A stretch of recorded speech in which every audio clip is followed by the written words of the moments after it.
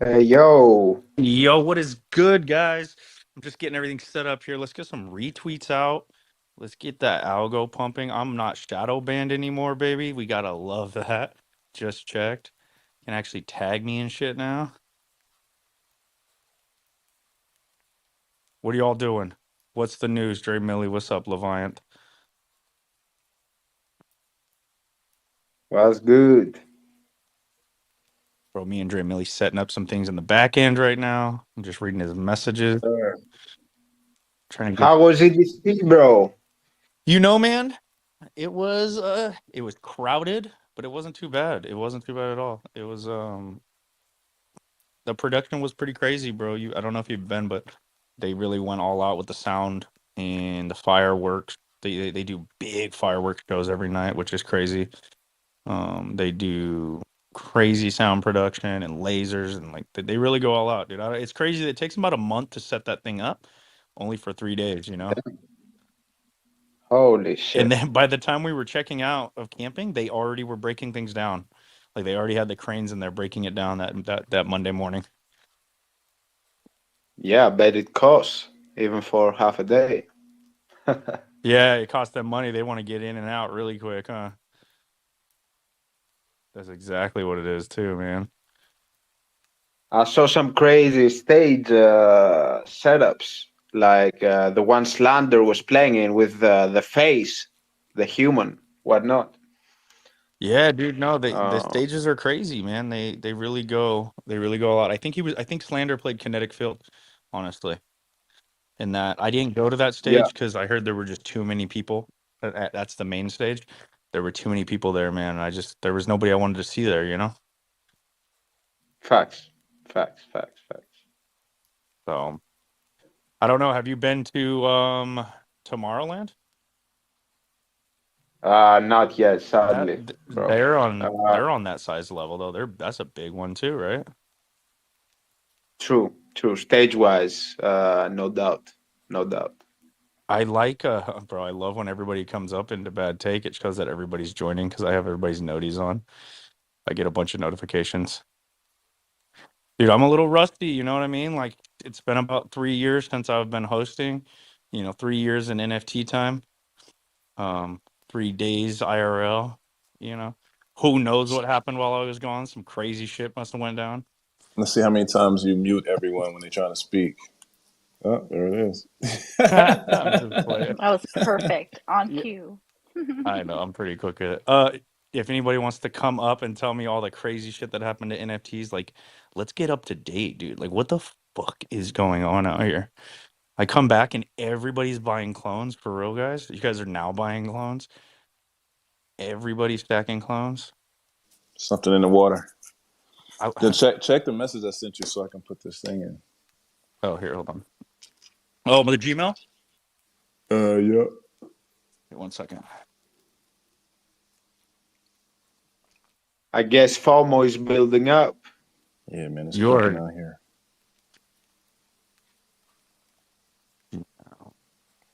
It's good to see the folks that have been saving for a while and finally get to enter. Like it's cool to celebrate with them. I wanna I wanna actually like get this list going of people who have like bought artifact shit from listening in here and learning. You know what I mean? There's because a lot of I mean even myself I bought how many pairs of shoes now, Dre? Just from being like from learning in bad take, right? Sure, I bought a bunch of clones, but I've been exposed to more of the artifact ecosystem just from being in here. Yeah, So I got two pairs too, and I was not a sneakerhead, so you got me. I could be added to the list. I'd be happy to fill out the form. yeah, I mean, yeah, we're not the only ones too. I thought I was pretty in deep in the artifact ecosystem, and now thanks to Dre, Aunt Ben, Pompisha, I got Peach. like I got like 7 pairs of shoes coming. So Yeah, it's a wrap, man. who knows what else I bought too, man. All right, Dre, I sent it to you. Yeah, or I need another one. I'm gonna send you another one. All right, I'm ready this time. I had to take a quick shower. Let me check it out. I'm curious when Compound gonna start doing the side quests though. Side quests. I've got a lot of side quests, man. Um, No, I'm playing. I know. I do have a lot of side quests. I've got all these shoes coming. I've got the exopod. I've got some other side quests too. I've got some other side land. That's like a side quest. Yeah. You know how many times I've been tempted to sell both my other side lands for more clones? And then like Shauna is my voice of reason that goes, no, no, you have to diversify. You have a lot of clones. And I'm like, but I want more clones. How many clones do you have? Between us both, we have 5. I'm here. I got too many side quests and not enough clones. That's what I I'm saw, saying. I saw the clone for a side quest. That's what I'm saying. I think the magic number of clones is 10. It's like it's that even number. No, Yeah, bro. I'm gonna need to step my game up. Here, check your email now. Don't tempt me, please. We have a new clone holder. What up, Wiz? Hey. Yo, what's up? Hey, whenever I say what's up, I always get like moved. I always want to say the BitConnect thing.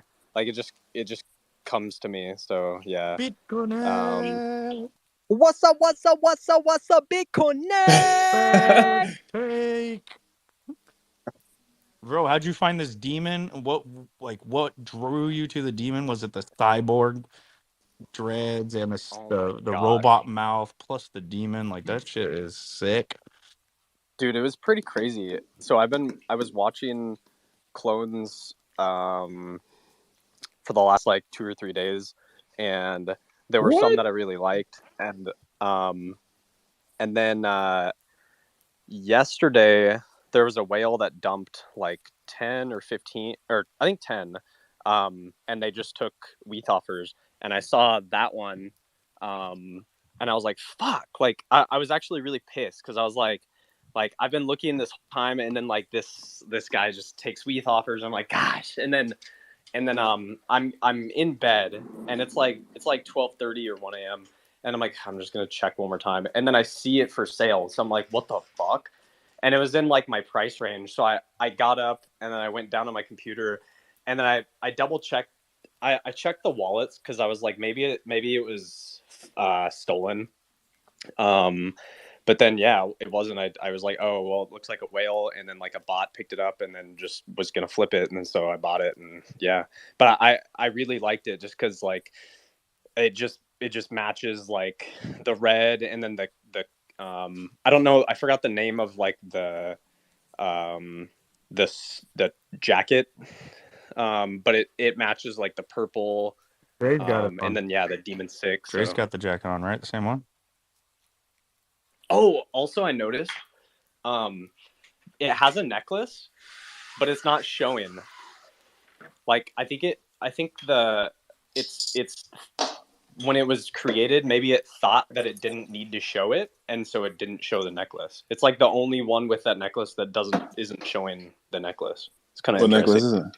I do have that jacket. What necklace is it? Let me look. Let me look. You might have just tucked it in under the shirt. Debo might have been coming, and he was like, you know what I mean? I'm just gonna tuck mine in. So it is. Wait, nobody got the Debo joke, bro? Did nobody here get the joke? Oh my god! Shit! No, Dre I didn't showing get his it. age, bro. Debo Oh coming my through god! on How his don't bike. nobody get the Debo?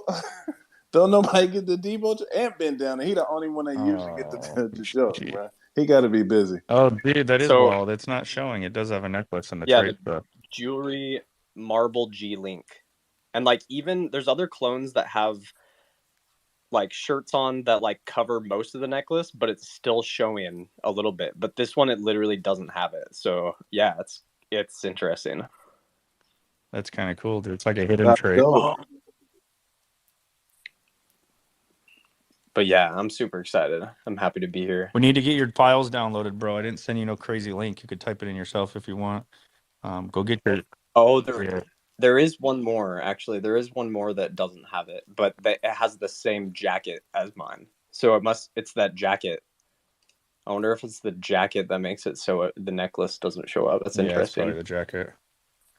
Download your files, dude. Like and then I bet we have some creators in here that would love to do like a render with those dreads and that look. I don't think we've seen a lot of them. We've seen Jarlins all rendered out with those dreads, but I know I've seen them in 3D and they look crazy, bro. You gotta get those things downloaded. Tell me you got the joke, and please You don't called up do me Aunt like Ben that. for backup, bro? No. I think he came. He saved the day. Come on, man. Don't do me like that. Aunt Ben, come on, help me, baby. Help me. I know you got that joke. I have no idea what you guys are talking about. Oh my gosh. You know what's interesting about clones? I don't really look at too many collections because I'm not like an active buyer, but beans, for the most part, they sell pretty much at floor, but clones, they sell at floor, but then they also get picked off like above floor too. So it was just kind of interesting to see which ones were sold over the last like 2 or 3 days. It's kind of cool to see the difference. We tend to have clones that really hold our floor down, right? They're definitely like prop the floor down at times. So a lot of people, when they're picking an identity, they're so like humanoid looking. They're like very humanesque, and people like to use them as avatars. They don't mind paying over floor to find one that they like that they connect with, right? In the same way you did. Like I saw the activity on yours is somebody a bot bought it and relisted it at like 0.03 higher or something. And because you connected with it and fucked with it, you were like, yeah, I'm still gonna grab it, even though it's just a little bit higher than I last thought. But that happens often, dude. It's just because people connect with them. Yeah, and I think for me, I mean it depends on what your goal is and what you're trying to do in the space. Like there are people that of course just buy the floor and flip, and that's totally fine. But for me, I see the value in this project, so I do want to spend. I'm willing to. I was lucky enough. I was able to get like enough ETH to like spend over what the floor is, and so I definitely wanted to find one that I really connected with. That because I'm going to hold it for a long time. So, and like even there's so many that are on the floor that I'm like those are really dope, but like I don't want to buy. I was tempted to I was like, fuck, like I'll just like buy a floor and like just be happy with it. And I was like, no, I can't do that. I gotta wait. I gotta find one that I really like. So, but yeah, it's I'm happy. So the outfit that it's in is like I think I've seen Dre's and it's full length already, kind of like a cloak, like a wizard cloak, like your name. And then we had a creator named Juju. He made a custom beans kimono in 3D. And he put in the chat that he'd be willing to put your clone in a beans kimono so that you can rep both, like in a 3D render, you could rep both collections, right? So you have your clone in a beans kimono, and it looks pretty thick. But I told him I would hit you up and help you download the files so he can work with it. That would be Appreciate that would be dope to see the cyber dreads hanging long behind the kimono. Awesome. Yeah, what is this called? Clothing, purple KBA jacket. So that's actually like it's like a kimono. That's so sick. Dre, what's it look like in 3D? It's like long, right? Yeah, it looks like Dre got some crazy renders, bro. We're the one that Prez did. That he had you let me sitting post down. it up. Prez probably. Let me find that badge. Yeah, I mean, it's long like a Yakuta. Yeah, Prez has one where he's sitting down and he like was able to manipulate the 3D file perfectly so it flowed on the chair. It was pretty cool. Dark Data did some fire ones too. Oh, speaking of like clone artists, I don't. Did you guys ever see Fast and Lucid's like clone art? No, what was it? It was like X-rated kind of stuff. It was pretty funny. I tried to find it today. I couldn't find it. I'll I'll ask. I'll send it to you. That's actually really funny. But there's like a bean. Their bean is in it too. Oh, it's really funny. Y'all have to see it. I kind of don't want to really describe it here. You know it's bad when you can't describe it in bad take. Yeah. All right, let's say what's up to everybody else that came up. Who else? Cass, what's up, bro? How was it? How was it co-hosting? I checked in at one point where I barely had service, and you were holding it down. Appreciate you and Rose for helping. Not too crazy with Dre. He didn't go off the rails too much. I don't know, man. I went kind of rarely for a while. You know what I'm saying? Yeah, it was I don't know. like being on a rowboat, but there's only one side rowing. We were really going in a lot of circles and whatnot. But, nah, it's all good. We missed you. It's not bad take without the other half, but I was actually interested in hearing about this whatchamacallit, this this only clones 2.0 that we were getting from Dawson, because that sounds interesting. Shout out to Ervin. But yeah, no, I think it's dope that he picked up a clone, and it sounds like he did it for all the dope reasons. Because yeah, long term, a lot of the stuff, it's like the shit you actually connect with will probably have more value than the stuff that you know changes in floor price depending on the scenario. Yeah, and I'm feeling that way right now. I just got a bunch of the clothes I bought, and so running around trying to take pictures and videos. I was like damn, this is Christmas. I forgot that I bought this. I didn't remember getting the demon hoodie, and I was actually kind of hype about it. But yeah. Dude, that's like what I'm super excited about. I have all these CIRLs that I have coming to my house. I'm pretty sure Leviant has all his coming to my house too. Coming to my house too. So I'm about to have like a Christmas of like I didn't even realize I bought 5 pairs of these, and then Leviant, I don't know how many he's sending, but now I got another 3 pairs coming. It's gonna be like the mailman's gonna be like, "What the hell is wrong with you, bro?" You're a legend for that. Not gonna lie. Yeah, dude, it's gonna be exciting when they come, and then we'll get you shipped out to Greece, baby. Yes, sir. What is good, L? I just wanted to say welcome back, Compound. Thank you. Literally, I had no worries like leaving. It was actually nice. I was like, oh shit, bat like Dre hosts his own space without nobody. Got Cass's backup, Rose, the whole fucking community holds it down. Even if me and Dre were gone for 5 days, I'm sure you guys would hold it the hell down. It would be too easy. Compound was so nervous, bro. He was calling me and texting me like, "Yo, man, you sure you got this? Is there anything I can do? I can send you a script. We got co-hosts. What you want me to do? Anything you I need me got to do? Like, ChatGPT writing up a script right now. what you need, man? Let me know." He's like, Combo, we never had a script. Well, why would we need one now? I don't know, man. I don't know.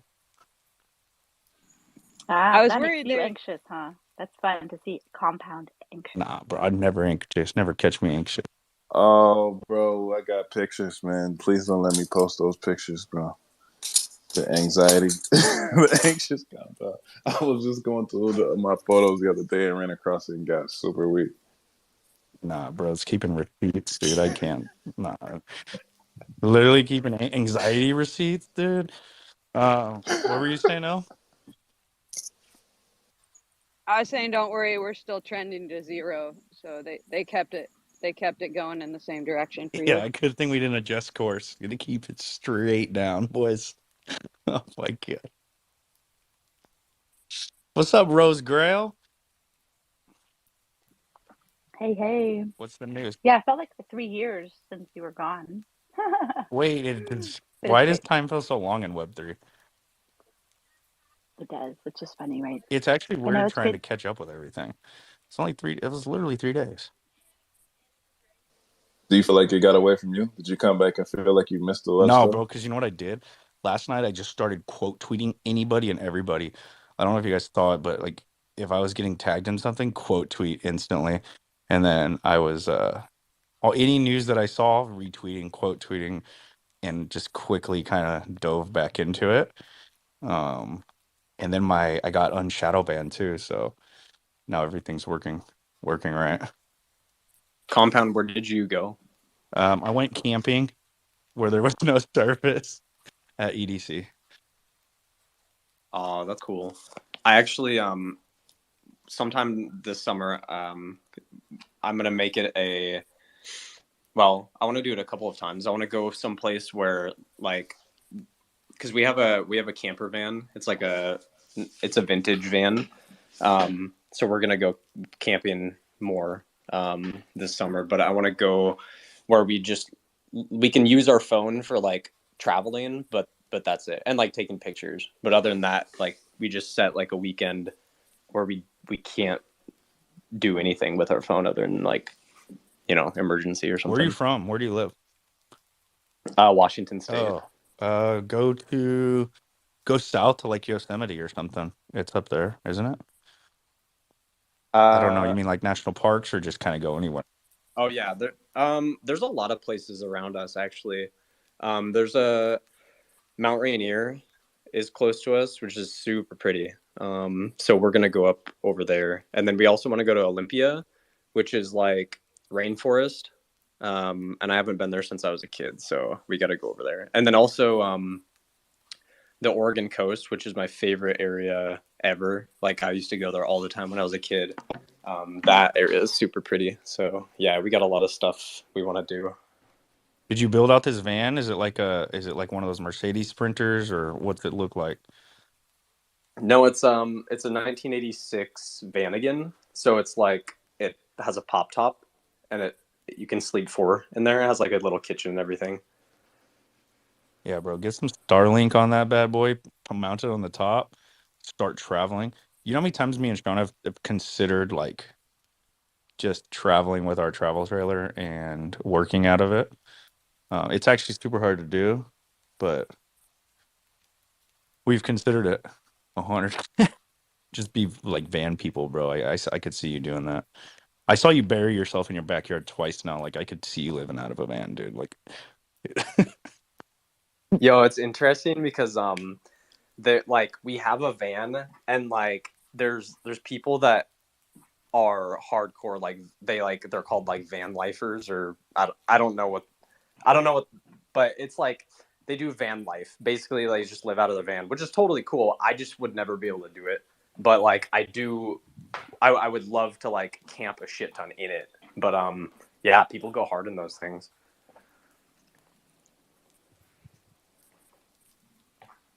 all right, give me 1 second, guys. Me and Dre are like at the same time while we're hosting, trying to set up an Instagram. This is tripping, dog. That's hilarious. What are you posting of? Dre's setting up an Instagram, and we have so he's sending me security codes to an email. We're going to Insta now? Oh, dude, we're trying to get everything, at least the name secured on every platform, you know? Smart. Just so that it's set aside. No posers, right? Ooh, I just had a Beans friend that DM'd me, and he said, "Hey, do you happen to know anybody in the clone community that can help me find a clone to cop?" Sheesh. Come through. That's like Dre saying, "Come through." We need. If anybody has any good, I know there's like Jot Form and other fillables. Maybe I don't know, Cass, if you know one. I am gonna set up like a simple, like, what's your Twitter at, and what have you learned on Bad Take, and what have you FOMO'd into? You know what I mean? Because I've bought 3 clones that's not being on Bad Take. Like, what the fuck? And 7 pairs of shoes. So you're. Let's go. Compa, you just got to the wallet addresses from Discord. I think that's a good starting point. Okay, so collect the wallet addresses from people who have FOMO'd. Yeah, you get that. You got everything. You know everything. It's all there. You the blockchain detective too. I know you'll start digging. That's beautiful. Deal. What's up, Bam? Shit, what's going on, everybody? Bro, I'm over here. Dre's Try to figure Clicking some. links. You said what? I said Dre's out here clicking links. Man, you know what? You ever been faced in certain situations in life where you do something without thinking twice about it? Like you be at the club with some girl and she be like, "Yo, I want to go home with you." And you're like, "All right, cool, let's go." And you don't necessarily think about the consequences of those actions or those words. That was that same type of scenario. Like, No, I know.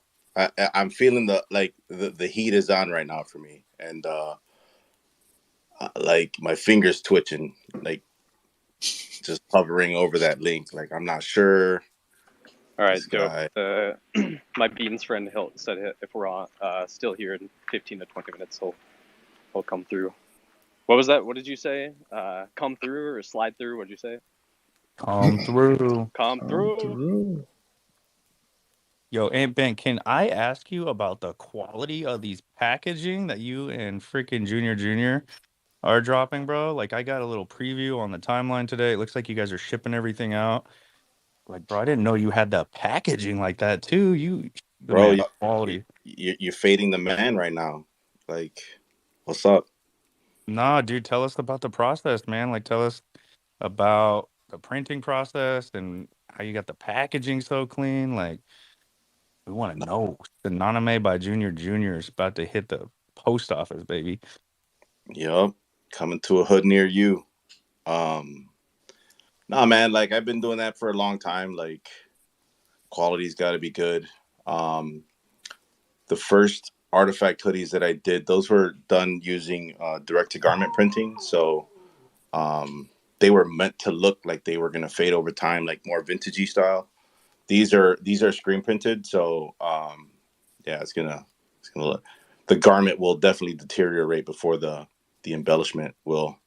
But yeah, man, like no details are minor for us. Like always been crazy with all the all the aspects of the apparel. So I know what I like to see as a customer. So I translate that to make sure that when I sell anything, I put my name on anything that it feels the same way. And I've just always been that way. Like the custom packaging to the woven labels to private labeling to the cuts, right? Um, that sweater that I was rocking in Utah, the white one that had the Junior on it, like it's the same exact material as your Artifact AR hoodie, 100%.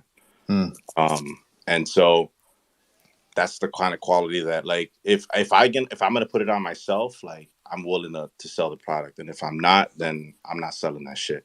Um, so we provide quality stuff for people who are interested, and it came out really good. I'm really happy with it, and yeah, I'm So sure people will be posting those soon.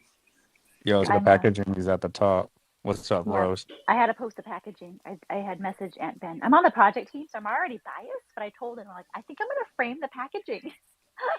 It's beautiful. It's beautiful. It's a piece of art by itself. That's I right. actually I put it at the top, but you had beat me to it. The details matter, the little details, right? When you open up like a DHL package, is inside of it is just like a beautiful piece of art of packaging. It actually matters, man. And so, Synonymous and Aunt Ben, y'all do it right. Rose, y'all do it right. That shit is dope. I'm excited for you guys to get those out and to get them in hands, especially with the hoodie gate happening on the timeline recently. Like full blown projects. Some of the biggest in the spaces can't get a hoodie right, but I've seen your hoodies and felt them, bro, and I know y'all do it fucking right. So stoked for people to get those. Yeah, these are going to be a little different from the first ones. The first ones were medium weight, direct to garment printing, so it's a different piece.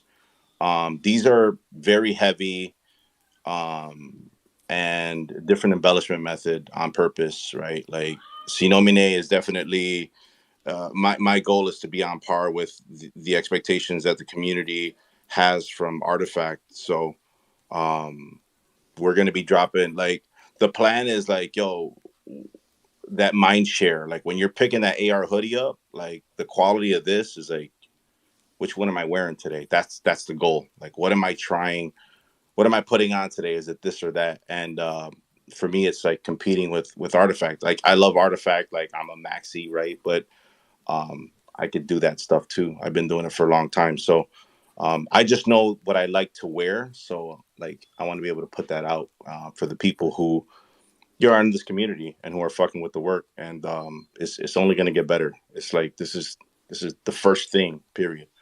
So That's such a dope way to put it. When you walk up to the closet and you're mentally making that decision in your head, which hoodie you're going to wear to the function or what you're going to wear to the function, just you want that quality to mentally take over someone's like mental space. Like I'm wearing that for sure because yo, we're just we're of the gonna make it hard, compound. We're gonna make it hard. Like that's just the first one, but like I promise you, we're gonna make it really hard. And it's gonna be hard for me too, because like I'm wearing all my artifact shit all day long. But like I know what we could do. So um, yeah, man, we're proud to be part of the ecosystem. The quality standards are high, so that's what it is. you got the artifact kicks and then you're rocking your hoodie, man, like that. That's the perfect combo. What's up, Kuro? Yo, what's up, guys?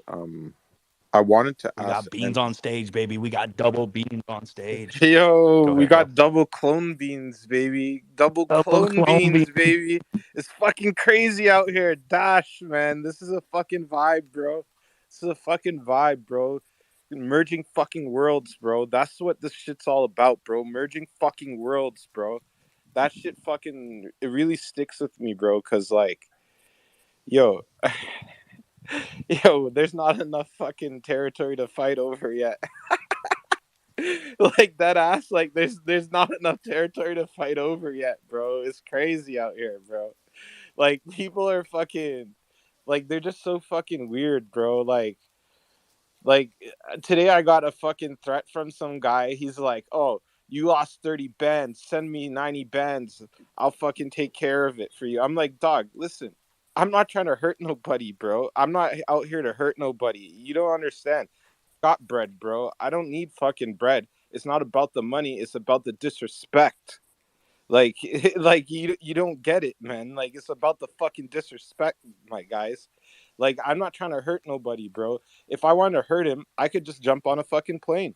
But guess what? I don't have that intention in my heart to hurt nobody, bro. Like, if I want to hurt somebody, I could fucking end all these fucking spaces, fucking douchebags, fucking careers right now. I have that ability, bro, but that's not what I'm here for. I'm not gonna drag nobody. Like, I really want people to understand, like, where I'm sitting, bro, I'm looking down. So I don't really like have that fucking intention to hurt nobody. Like, it's just, it's crazy out here. But I want to offer Aunt Ben. I've been speaking with Shaka Blood, and he's gonna be releasing his uh his 3D files to everybody, not just to his community, but to everybody, fully rigged, like a kit bash. And I want to offer it up to Aunt Ben because I see what Aunt Ben's doing.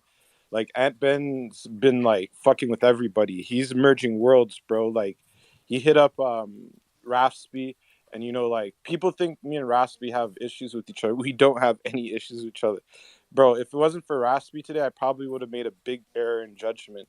And like I feel fucking really fucked up right now because people are doxing people and putting people's lives at risk, and they're not understanding. That's not what I'm here for, bro. I'm not here to fucking drag nobody, bro. And the more that people start to believe that that's what I'm here for, the more that they're gonna realize that I'm gonna pop up, bro. I could go anywhere now. I'm not landlocked no more, bro. I'm gonna see you. Like you're gonna have to see me, bro. Hey, Kuro, are you at 36 hours right now? Oh, 36 hours already passed. Um, like that shit's done. Like that's why I called him and I asked him. I'm like, "Where's my money, bro? Like, I want my money back because, yeah, I'm. It's not gonna hurt me to lose the 30 bands, but it's not about the money. It's about the disrespect and just like, I settled a deal with Filter for Thread Guy. I'm finding out he's only getting 25 grand. Where's the other 25 grand for Thread Guy? I'm gonna need Thread Guy to get his other 25 bands from Homeboy too. Like it's about the disrespect. Get these people their money. I don't know anything about any of this story, but get the bands to the people. That's what we're about here in Web3. Bands to the people. Let's I was about to say, could we preface what's happening here? Yeah, Knock so I your hired somebody for some legal work. They were supposed to register a business for me uh in the Cayman Islands about so we're at 55 days, 22 hours and change, and he was supposed to do that about fucking 50 days ago. But he didn't do it. He also did not give the IOL, and like, you know, it's like at this point it's kind of weird because, like, you're a lawyer. You're supposed to register my shit. You're supposed to do what I tell you because I pay you. Like, it's just that simple. So now what? What's the action? What's the outcome? Yo, the outcome is income for me, but I don't know what he's gonna do, bro. Hey, Tora. The Come on, Finn. outcome is income. the outcome is income. I The love the it. the outcome is always income. The money always comes back to me, bro. I made fucking that Yeah, money times 10 today. So it's like, respect to everybody that bought my bags that I dumped, but it's like, yo, I'm here for fucking merging worlds and the creator revolution by any means, bro. I'm not gonna play games. the outcome is income, bro. I love that. Let's go to Wiz, man. The outcome is his hand is up, and we're gonna see what he's got to say on the subject. Yo, I'm gonna drop down because I couldn't hear Ant Man. I don't know if I interrupted him earlier. So sorry about that, but I'm running to the gym, so I'm gonna drop down and I'm gonna come back when my Beans friends comes in, and then yeah, that's pretty much it. Peace out, everybody. I'll be back. All right, bro. Stay safe.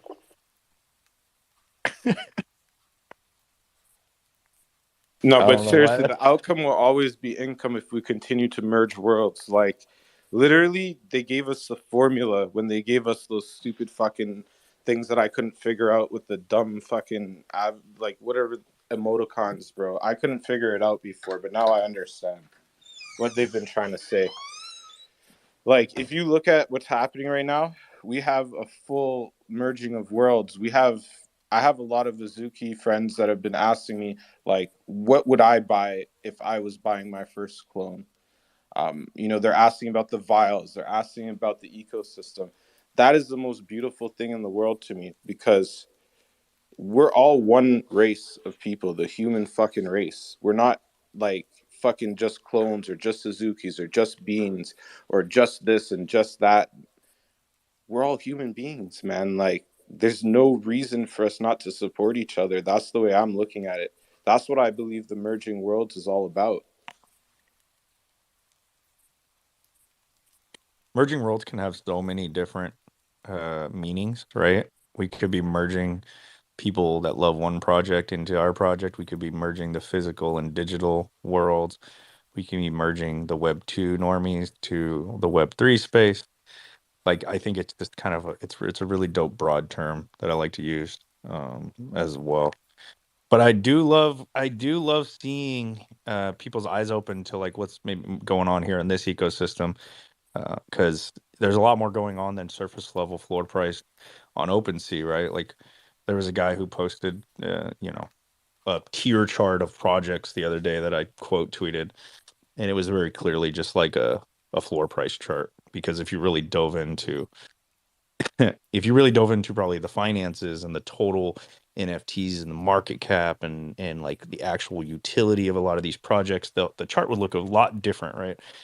The bankroll, the treasuries, like if you dove into some of these projects, that tier list is going to be a lot different than basically just looking at one collection's floor price. But um, so it's interesting to see other people in the space kind of, you've reached a point where all projects are kind of stopping airdrops. A lot of projects aren't giving you free money, right? So now people are looking around for like, oh shit, maybe I do need a little utility.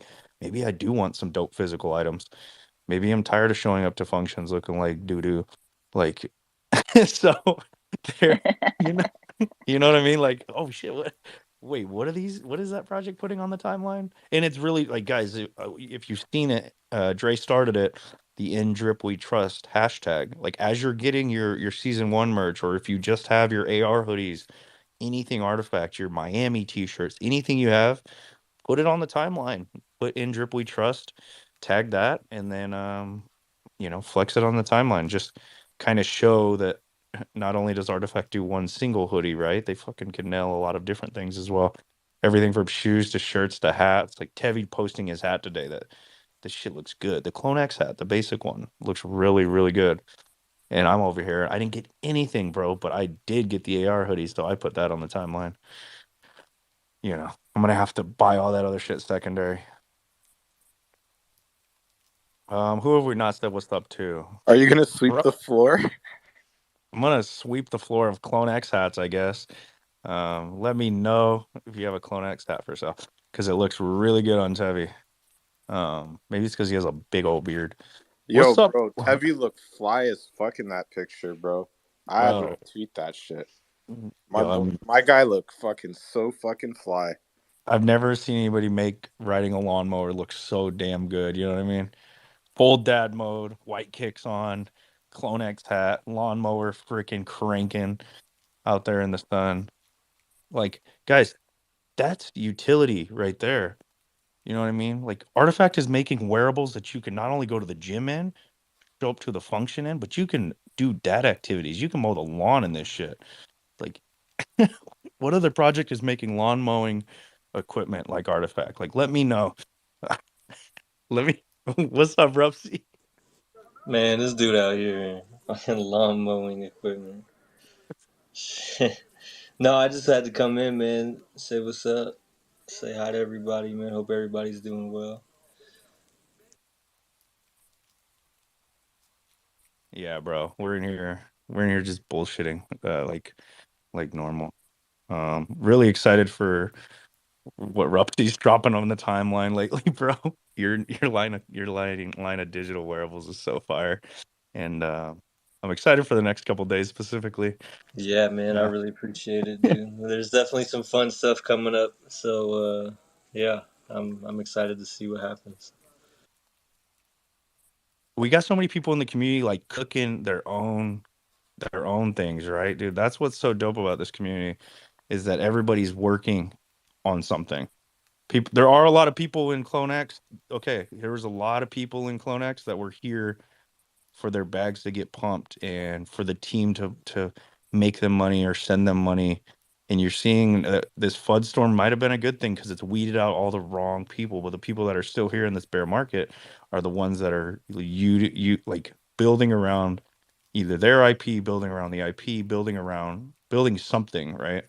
And I think it's been like it was pretty shitty to go through, but it's been kind of a blessing in the community because it really weeded out the loose weight, like the dead weight of people who were just here for the wrong reasons and kind of left all the creatives and the builders, in my opinion. Come up and tell me if I'm wrong, but that's just what I've seen. No, you definitely have to love this shit, or like, there's no point. Like, you gotta enjoy it. Like for me, it's easy to say because since I don't own a clone, like my pockets haven't really been affected. But at the same time, all of my friends have been affected, so it does affect me. I mean, it sucks to see everybody go through that. Um, so, since I don't own a clone, like, it just, like, I do it for the love because it's enjoyable. Like, this is a lot of fun. I didn't do this stuff before CloneX and Artifact. I never got into this kind of shit.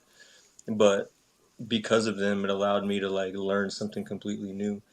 And because I don't really have much of a stake in it, it allows me to do it for the right reasons. You know what I mean? So I do it because I enjoy it, and when you enjoy it, you tend to get good results. So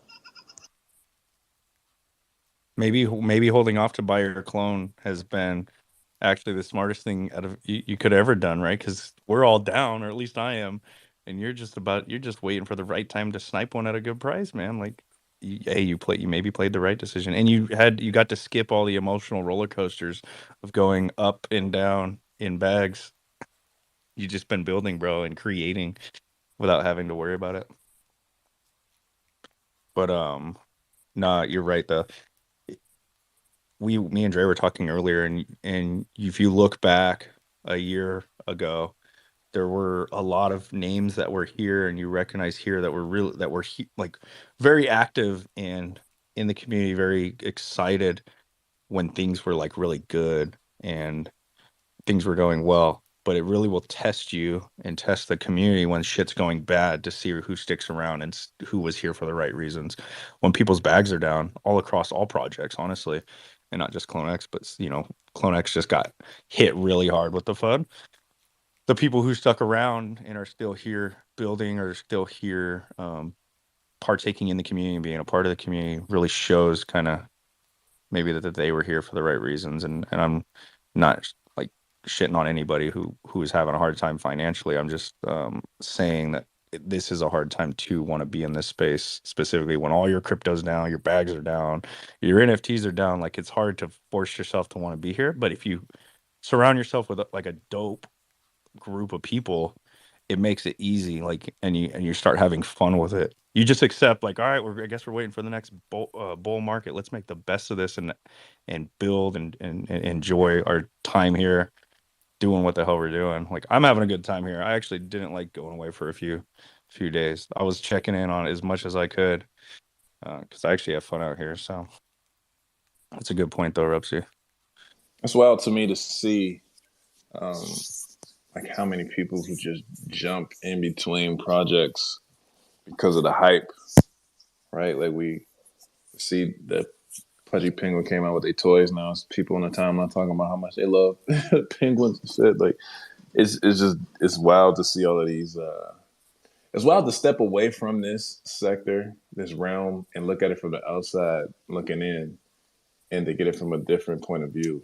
Because a lot of this is exactly that. Just skipping from project to project, trying to look at ways to create some type of liquidity from owning a new project and floating what's hot.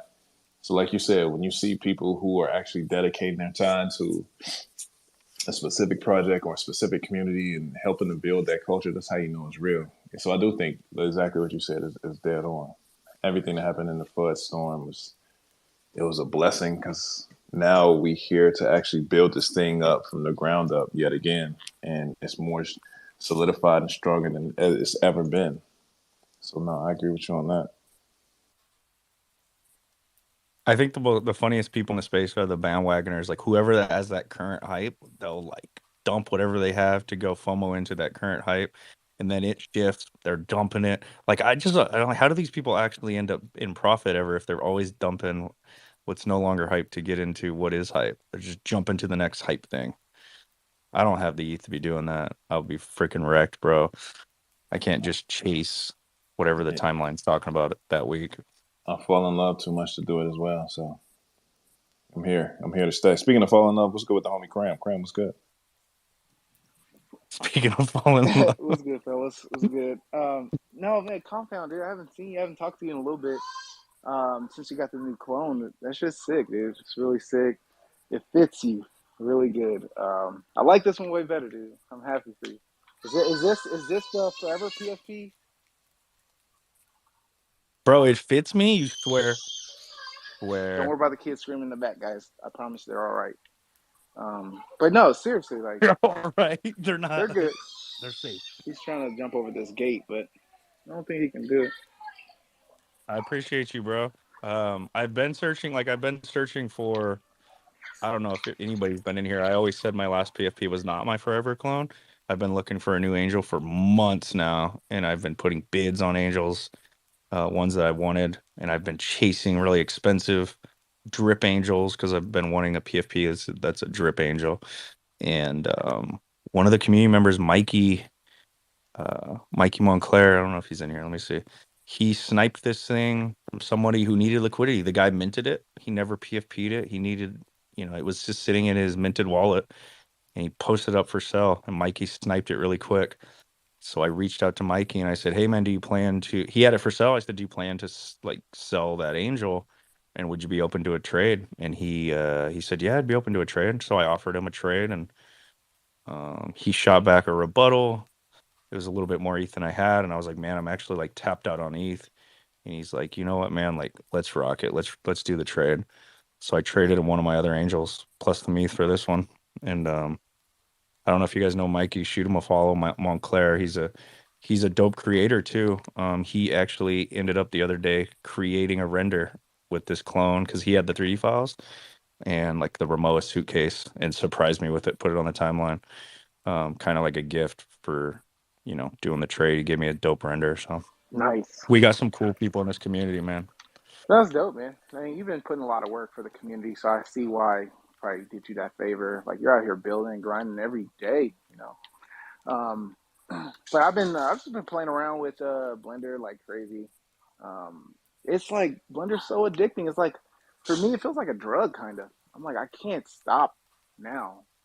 I'll do like one render, and I'm like, wait, I'll think of like 33 different things. I'm not that good, but I'll post it anyway. I'm not a perfectionist. I'll post it. You guys can see the imperfections in my renders, but that's fine, bro.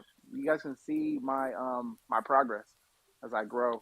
I've done did a render today. I did one yesterday, and man, fucking shout out to Prez, dude. Like he's been helping a lot. Like just kind of helping with just how to navigate, Blender because it can be very intimidating in the beginning. And I think a lot of people probably stopped because of how intimidating it is. I know I almost got there, but then I just kept pushing. I'm like, wait, I can move this, I can rotate this, I can scale that. Wait, this is not that complicated. Like, and then of course, Clone Tools makes it so easy. But yeah, man, I've been just having fun with Blender, just trying to like support everybody on the timeline.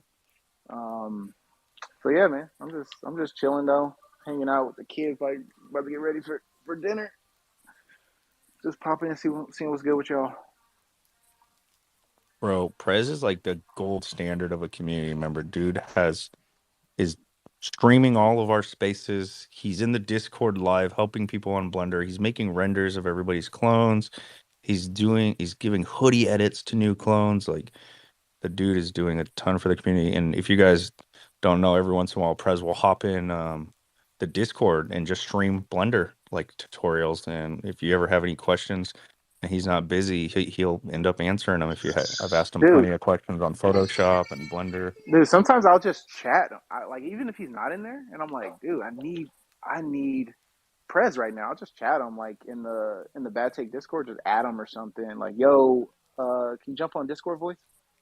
And he's always like willing to help. And I've done like 3 or 4 sessions with him, and he's taught me so much stuff. So without Prez, I probably wouldn't even be doing Blender because some of the videos, they're like 30, 40 minutes on YouTube. And it's like, man, I'm just trying to do this. Where is this at? Right. And that's what makes it difficult. Right. But if you can talk to someone that knows what's going on, they can just say, oh, it's right there. That button. I'm like, oh, wow. Okay. I didn't even need to watch that 30-minute video. So, but I don't know. That's just been that's been on my mind a lot lately. Blender and man, I feel a little salty about the Ali renders, man. Like I'm feeling kind of salty about that. Look, Dre, when that Dre or Compound, like Dre got my number, bro. Just call me. Like if Ali is like, hey, everybody send me your 35, call me, Dre. Just call me. Pick it up, boy. Pick it up. Bruh, you know what time it was when we jumped on there with Ali? I'm up. I'm a DJ, baby. I'm always up. I'm up till 2:30. Oh, dude, we Man, were in. You know how that went down? We were in the Discord, right? And Ollie had reached out to me about using my clone in it, and I told him we were in the Discord voice, and he's already in the Bad Take Discord. So he came into the voice, and we're all just in there chilling, and he goes, "Y'all want to see a preview?" And we're like, "You fucking bet we do." He showed us all these clones he had, and he goes, "Guys, I don't have enough clones. Can everybody in here just shoot me a message and let me get your clone files so that we can really push this campaign on the timeline?" So everybody who was hanging out in the Discord voice got that opportunity. Like, you're right, Cram. I should have called you though, but you also should have spent all 24/7 in the Discord voice and you would have never missed it. Like, you should have never left. Just Like the Sir, never. the No, one I'm just night, kidding. right?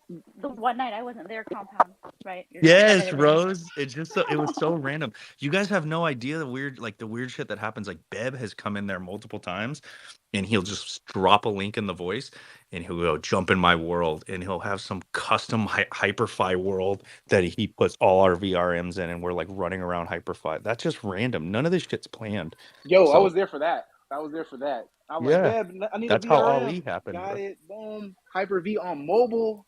I was like, oh man, this is dope. So, or Hyper-Fi, whatever. That's Yeah, how wait, Ali went down, I bro. wasn't there for that though. How come you didn't call me Cram and let me Yeah, know? Hey, Cram. Dre, you Cram. are bad take, bro. I You thought you got my would. number. You are bad take, man. You should know all of this. Your boy Compound. He should have called you, man. But look, next I time put I it in got the you, bro. chat, Next time. bro. I put it in the Twitter chat. I need it in You my guys see me? text. I always I need post an some shit. SMS chat from you, Compound. That's where I need it.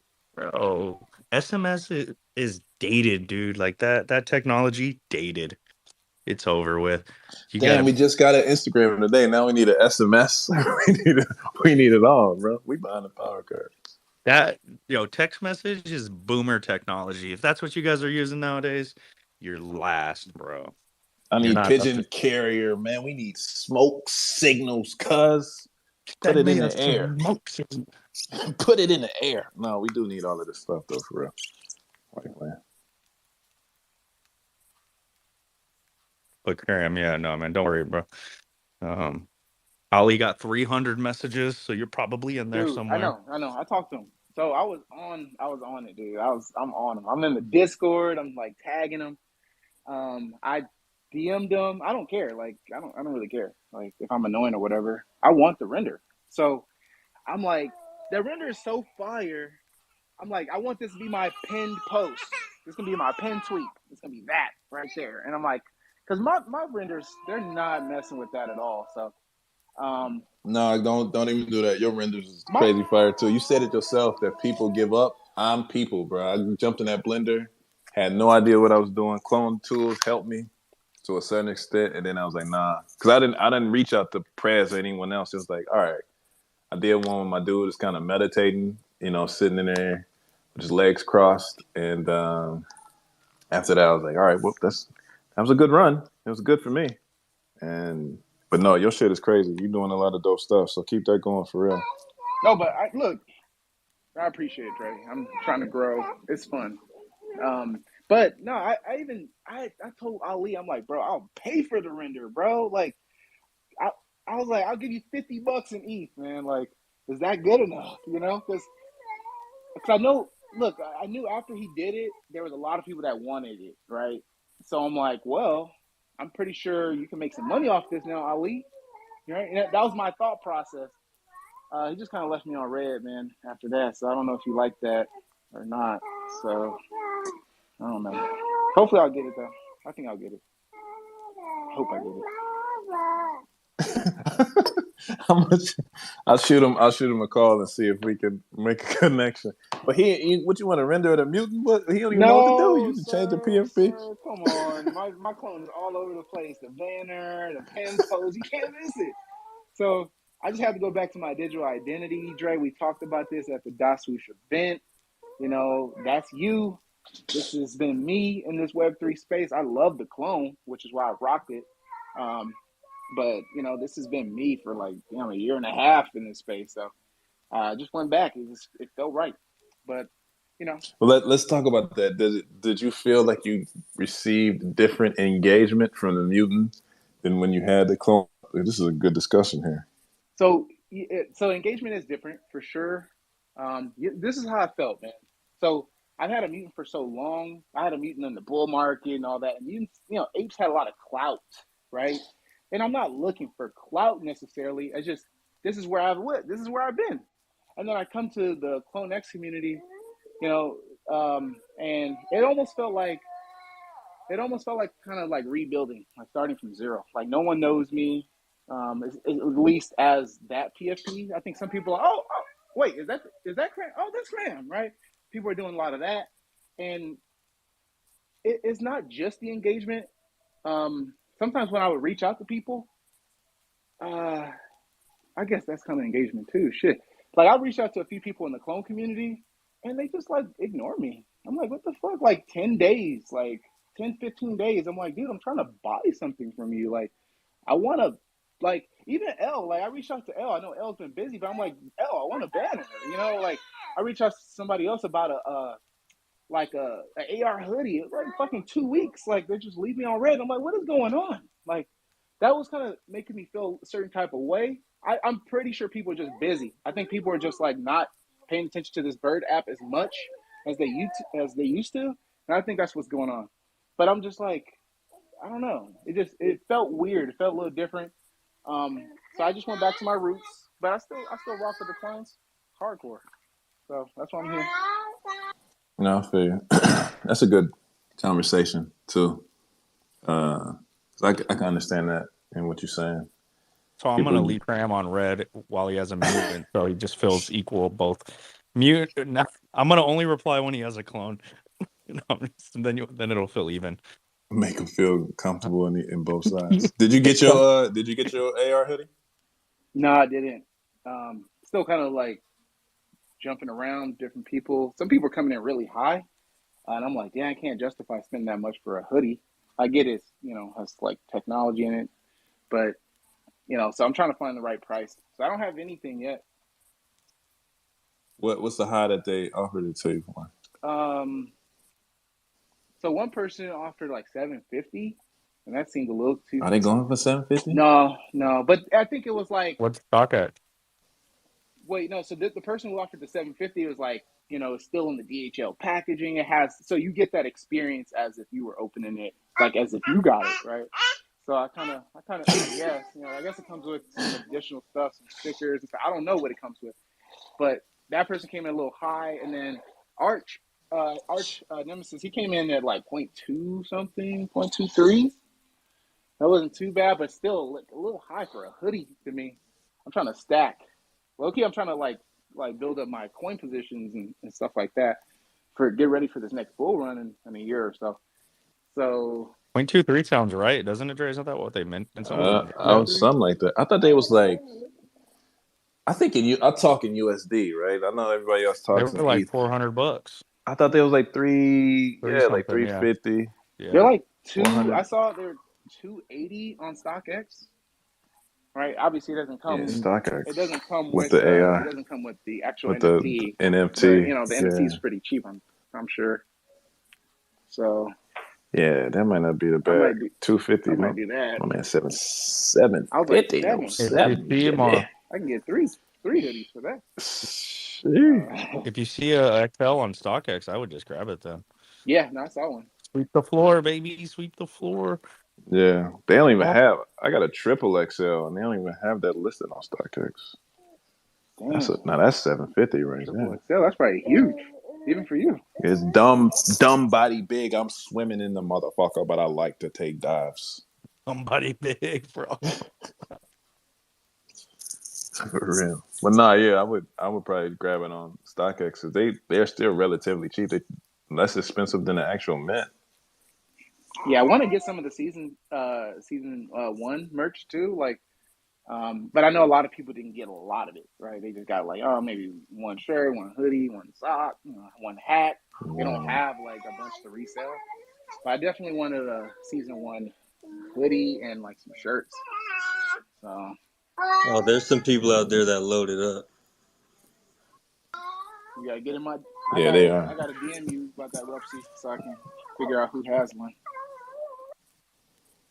I'm still looking for the Murakami DNA hat, but I don't want to pay $400 for the hat, man. I feel like you, Cram. Damn that. $400 for a hat. $400. Right. Just how bad do you want it then? How bad do you want it? That bad. I don't, not that Dude, bad. I can make that hat for probably $200, man. Give me the material. Not the $400. No way. Have a bootleg Murakami hat. You can show up to the function with a bootleg hat. $400. You can say not bootleg. It's the fan art. Fan art. Nah, bro, I commissioned a fan art hat. Like, no, just let me borrow the hat. I'm gonna 3D print it. It won't move, but it's gonna look the same thing. It's gonna look the same. You see this? $400. What's up, El? Hey, I wanna. I'm sorry, Cram, that I haven't gotten to your drawing, but I do want to explain aside from an artist that I'm sure a lot of artists in this space can kind of say, I worked 2 months on a logo for one of the clones, and he never even paid me when it was done. What? And so my drawing that everybody's looking at, and they want one, and I did one for Tevi, that took me 40 hours. So it's not like, we just jump in real quick and draw it for you and get it to you. I mean, I wish I could do all of it for everybody, but like the time it spends, like I think a lot of times like people can get on AI and they can make a drawing real quick and post it.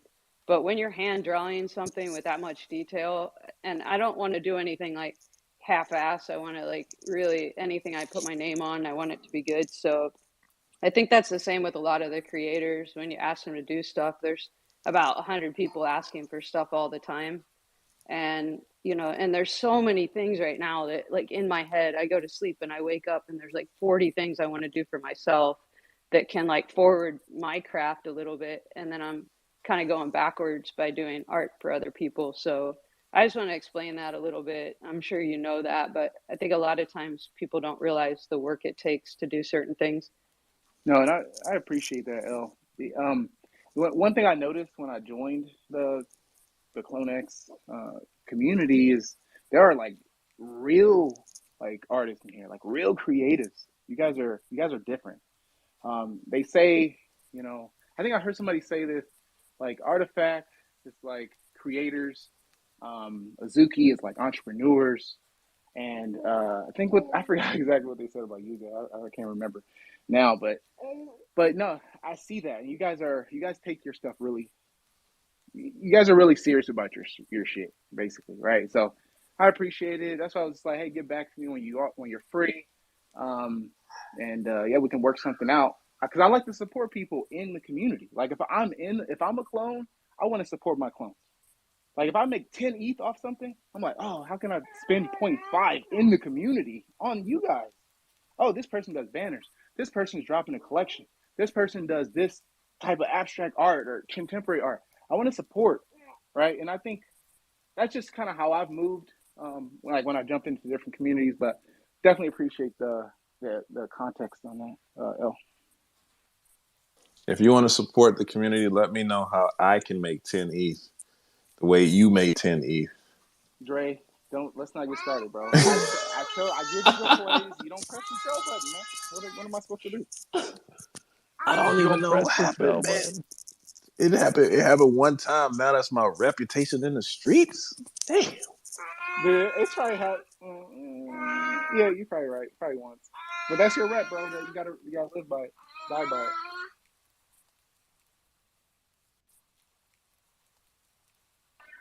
That was the perfect time for Cram to drop Alpha because his little one was crying in the back, and it would have been perfect like as a cover. Yeah, every time I talk, he wants to talk too. So it's like, all right. Rose said that they know right when the mute button's like pushed. They just know when to scream. Is that true?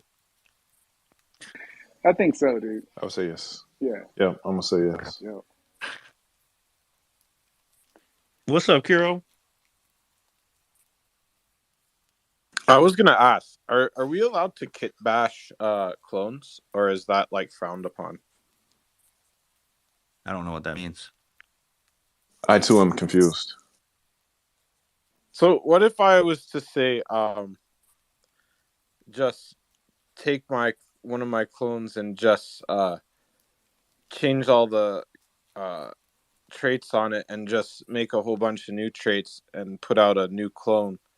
Um, is that frowned upon? I don't What do you think think so, my bro. clone is? Wait, really? Yeah, Your clone is gorgeous, bro. I thought that was like, whoa, bro. That's G'd up, bro. Bro, Wow. when you get a clone, are you looking at demons like for like a absolutely. short? Yeah, I want the shape up, any kind of shape up demon for sure. Is there a shape up demon with this pink hair, like or like this pink shape Yeah, up there's demon? there's a couple of pink shape ups. There's one that I like. I love, but it's like 9 ETH or whatever. But yeah. Yes. We gotta find him, bro. Gotta listen to Cram and get in on a play. Yo, Get the 10 ETH, get the shape up demon, have 1 ETH to spare. Something yo, on Kuro. secondary, you good. Yo, Kuro, I think you could do. I don't think it's frowned upon if it's your clones. Right? Let's say you got like 6 clones and you like mix and match the traits. But like, let's say I don't have a Murakami, but I'm like, yo, Compound, let me get that Murakami mouth. That might be a little weird, right? Because it's like, wait, Cram, your shit doesn't have a Murakami mouth on it. I've never I seen don't know. anybody make a Like fake Murakami, bro. right now, I'm just trying to like figure out how I'm gonna fucking tornado cash some cash, some ETH, and make a new wallet and fucking.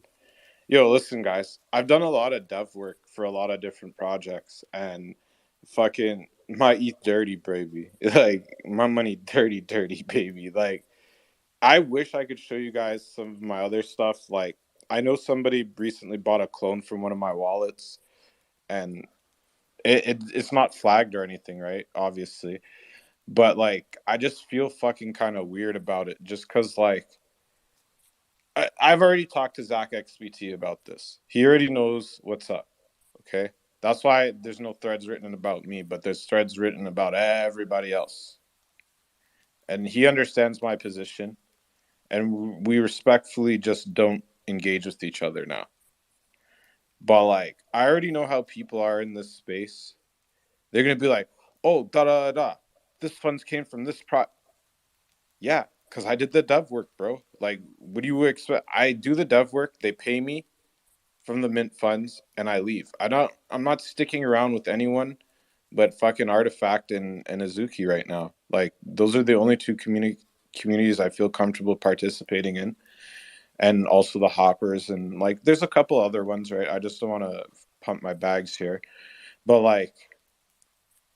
I'm not trying to have people harass me. Like the amount of harassment I got today, I didn't dox anybody, okay? I asked somebody for my money because the man is ignoring my phone calls and shit. So, and he posted right as I was calling him. So he's seen me calling him, but he was too busy posting on Twitter to respond to me. So I just sent the transaction ID and asked, where's my money? And if you go look at the transaction before it, it came off of Kraken. I literally took money out of my bank account to pay him instead of using my dirty money to pay him out of respect. And he didn't do my work, right? So like I'm like sitting here and shit, and I really want an undead, and I could just go fucking buy one, but then I'm gonna have to explain where the fucking money came from. Like that's what my biggest problem is. It's like, why do I always have to explain where my money came from? I just want an undead, bro. Like I just literally just want the undead. I don't like I Yo, just like Kuro, that's why like now, dude, you talk about a tornado cash, all this shit. This is recorded space, sir. I need you to bro. I don't care, calm down. Thank you. bro. It's okay. Like it doesn't matter, bro. Like what are they gonna do? My keys, my coins, bro. I'm not that guy. Exactly. I'm not that guy. If the exchanges will let me buy more ETH, I would just go in my bank account, transfer the money, and buy more ETH, and just buy the fucking 23 ETH fucking thing I want. But then I have already gone for the year above the limit, the threshold of how much cryptocurrency we're allowed to buy in Canada. That's like my biggest issue.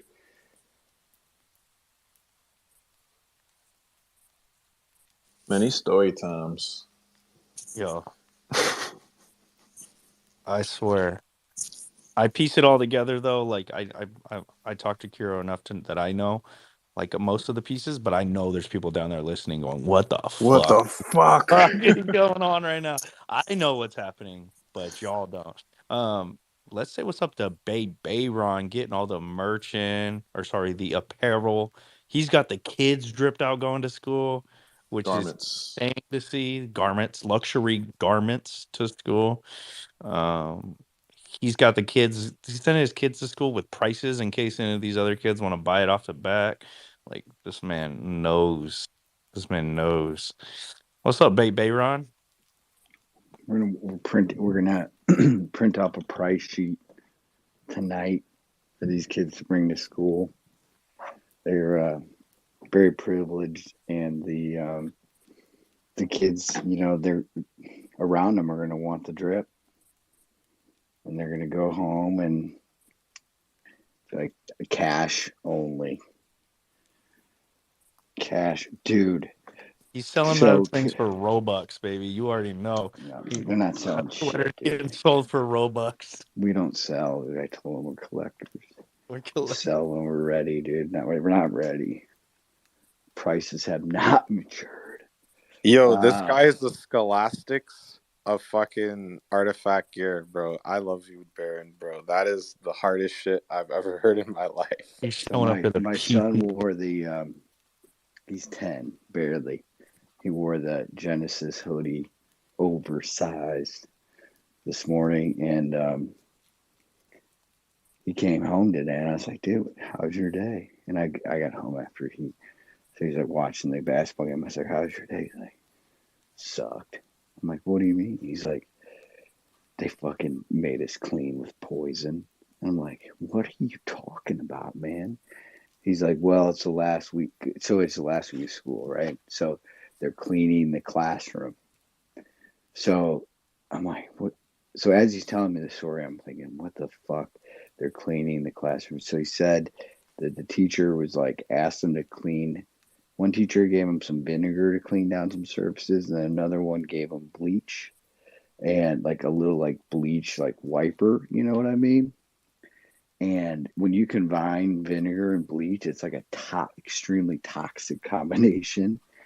And all he's telling me about this, like I'm like actually worried about his health, and all I can think about is bleach and that fucking hoodie. So then I said to him, I said, yo, I didn't ask right away, but I went downstairs and I looked at the hoodie, and I came back upstairs. I said, dude, you took that thing off before you guys started cleaning, didn't you? He's like, yeah. I'm like, dude, that is what I'm talking about. You've just elevated to the level of being able to wear nice shit, and you understand what that means. So that was a big lesson today in the Barron household. teachers got him almost creating mustard gas. Why? God, they better not put no bleach on my hoodie. Dude, they said it smelled one chemical so compound away from like mustard bad. gas in the classroom. They said it smelled so bad, dude. What is that, dude? Is that what mustard gas is? Oh man, that's funny. I don't know. Dude, I think it's bleach and ammonia if you mix the two together, but bleach and vinegar sounds terrible. Maybe it was ammonia. I should go ask them. They're in the other room. But they said it. But all of a sudden, when they started rubbing it together, he's like, man, it just smelled horrible. It smelled horrible. And the teacher walked in. I'm like, why the fuck were they making you guys clean, man? But I remember those days. Since when do kids clean the classroom? That's the teacher. I'm glad they clean, dude. In Japan, it's normal. Get on your knees and clean, dude. You know what I mean? Learn how to do these chores. Yeah, the kids clean the classroom every day in Japan before they go home. Like that. They should. Normal here as well. I think it'd be a good lesson learned.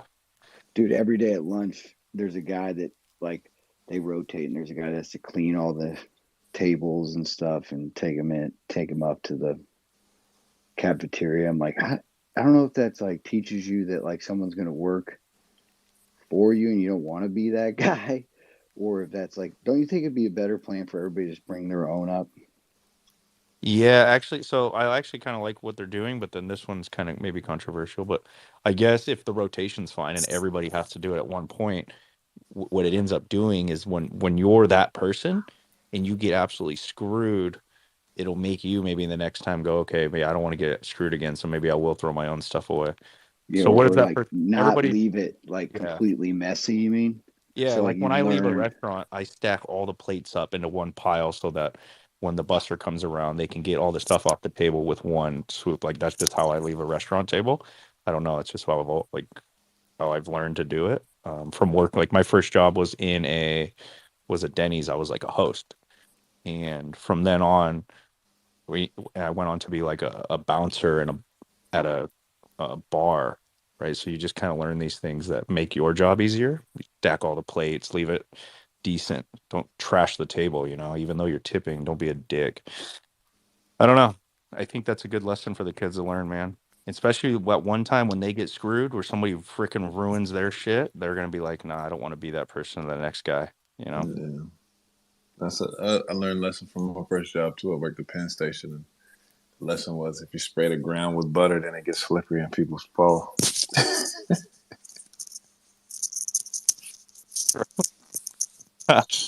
I didn't know that lesson, but I mean, I could assume. We used to have food fights in that joint, bro, with Penn Station's food. But never mind. Yeah, continue. You're right. That's right. Baron, is this the public school that they're teaching this? It's kind of cool. No. Oh, damn it. I mean, if it was, there's really, really good public schools actually in this area, but where I live, I didn't pay to have like the real estate be overpriced because of the schools. I'd rather just, and it's cool. Like the school is like way more diverse than the public schools because you get concentrated like very similar people living around each other. Whereas like the school is made up of like a lot of professors from WashU or doctors from the hospital, and they come from all different backgrounds. So it's dope. My man said he thought Lucky I cared man, about his Baron. cared about his well being. I care about the hoodie. Dude, all I could think about, he's like, I can't. I'm like, how? I'm like, literally after he told me, like, so how's your day? He's like, Dad, I just told you it's fucking terrible. I'm like, all I can think about is I gotta get downstairs to check this hoodie out, too. I already wanted to see if there was like a little spaghetti on there, but then the bleach thing came up. I'm like, yo, what? Fucking bleach. What kind of wear, or like what did he get? You get the hoodie, you got some hats. What did you get He for him? came downstairs this morning. He goes, yeah, I got the reptile hoodie. I'm wearing this today. I go, bro, take that back upstairs. It's not even your size. He got like frustrated for a while with CloneX. I liked it so much. He's like, my dad cares about this too much, so I'm not gonna like it. That's what kids do. So then now this gear shows up, and he's like, let me get that. Dude, back off, young grasshopper. Some of these items are just pretty dope. I could see like kids definitely wanting to rock them to school. I would have rocked them if they were even around when I was going to school. A lot of the reptile stuff is in the small size.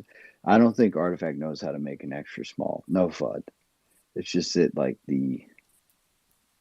it's the weirdest shape I've ever seen. I don't know what type of body would fit into this. Did you see what last night when Frank posted that shit about LeBron being a top signal? I hit up Julian. I'm like, bro, we need an edit of Frank D Gods in a reptile hoodie. Dude, Juju knocked out a Photoshop of him in a reptile hoodie so fast. Like, this dude is a master at Photoshop.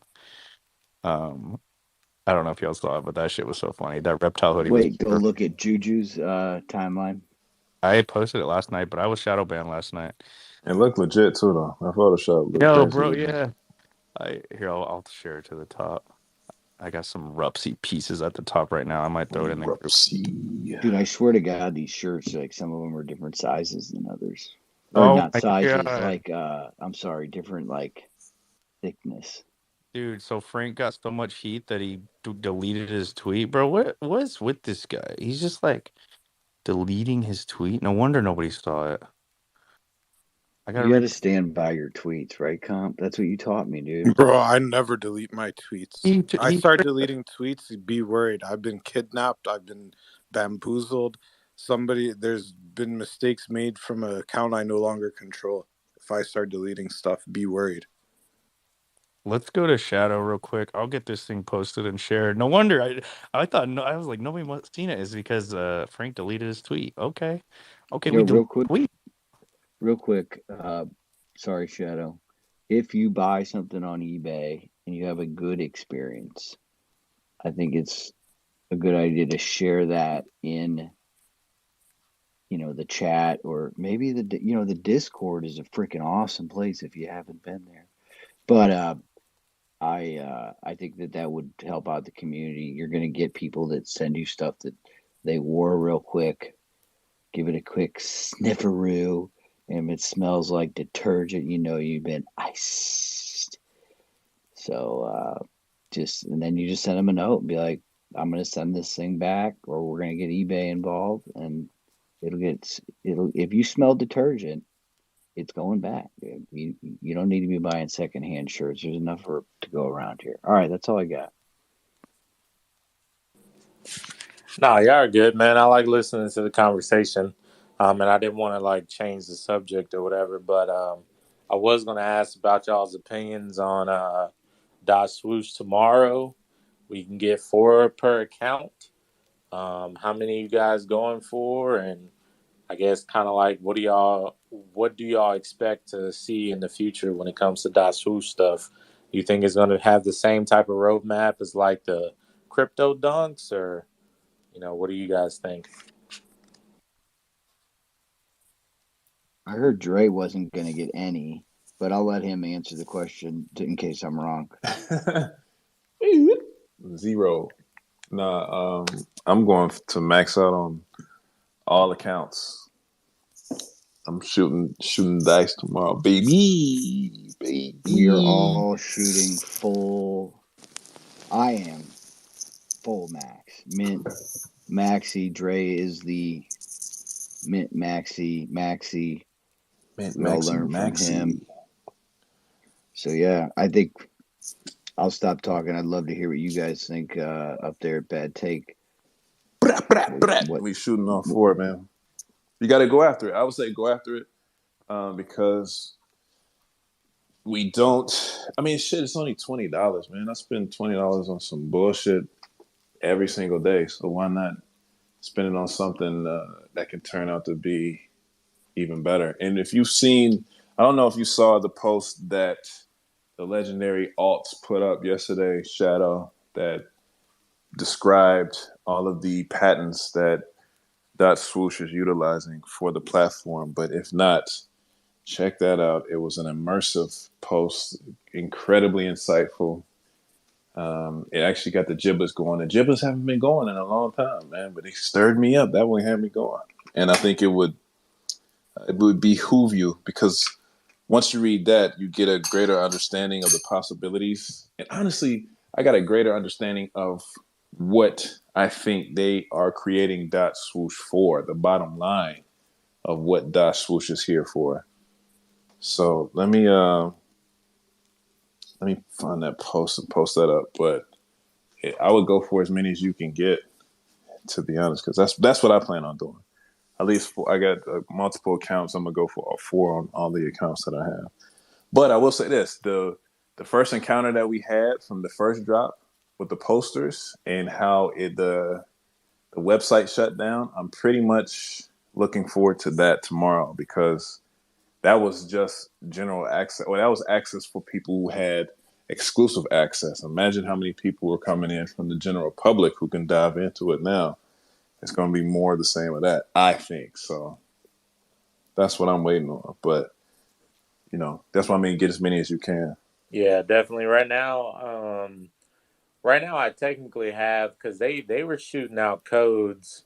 Like when I first signed up, I didn't get anything for like a week, and then they did the drop, and then they sent me, because I made like 4 accounts.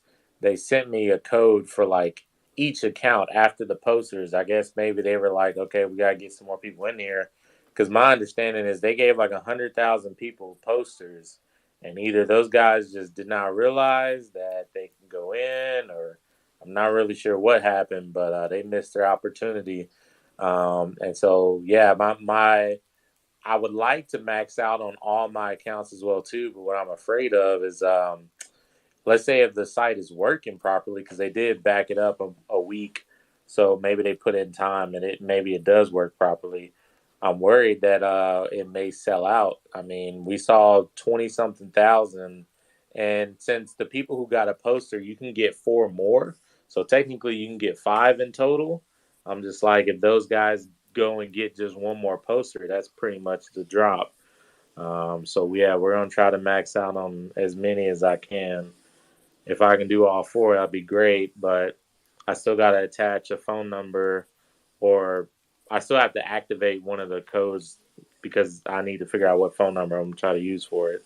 But yeah, I'm super excited for it, and yeah, I read a little bit. I understood some of it, the trading. Um, Obviously, the crypto dunks. Uh, I guess it was talking about walk to earn or move to earn. I know there's a lot of different collections within this huge drop. There's some one of ones and small drops and stuff. So yeah, man, I'm actually really excited about it.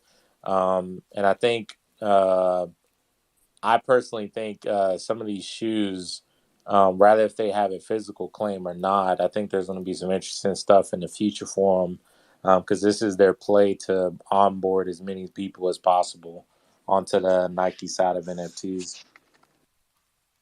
That's what I'm saying. Nike's first real product from the release of their project. It just makes sense to me.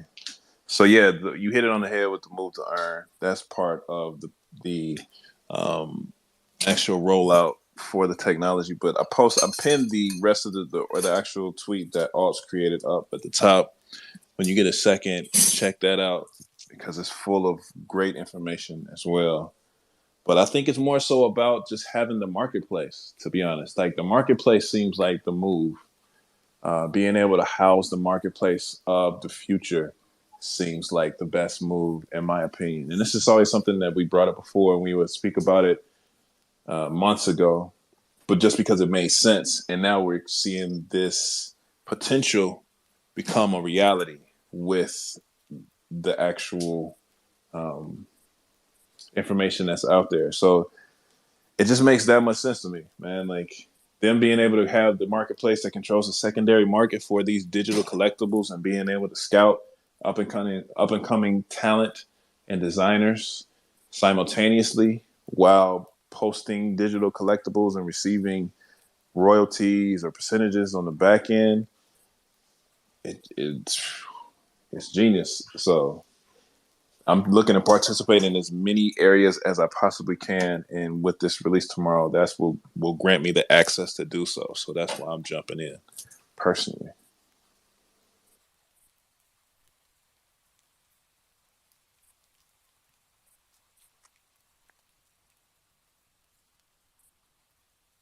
Oh shit.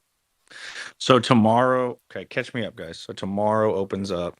You can mint as many dot swooshes as you want because they didn't. Not everybody with a poster minted. Up to 4 per account. So even the people who minted with the posters can get 4 more tomorrow when they open up general access. Oh, we about to crash the website, baby. Let's go. It's a wrap. It's slapping it. The Open website's hand slap. going down for sure. Nah, yeah, it's gonna be an adventure. So grab as many as you can. I know Shauna has she's got a dot swoosh. I doubt she'll mint 4 more. So if anybody needs more than 4, let me know. I'll say this too, like She tips just of the liked her trade. first one. Tips of the trade. If you're going to go for it, sign into your account early, maybe 10 minutes before the actual time they open up access, just so you don't have, that's one less hurdle to get through while trying to battle everyone else who's the millions of people who are going to run through the same exact door that you're running through it at the same exact time you're running through it. It might work out easier and work out in your favor if you get prepared in that way.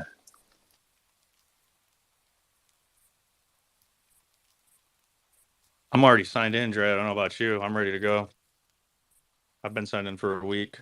Yeah, no, I learned that when you sign in that early, sometimes they give you the boot and make you sign in again. This is just from usual Nike activity from the past, right? So who knows how it will work tomorrow, but that's just what I've learned. Yeah, I'm not gonna lie. I've been watching some videos the past couple of hours on just Nike related drops and what you can do to increase your chances. So we're gonna try to get in there, man, because I really want these shoes.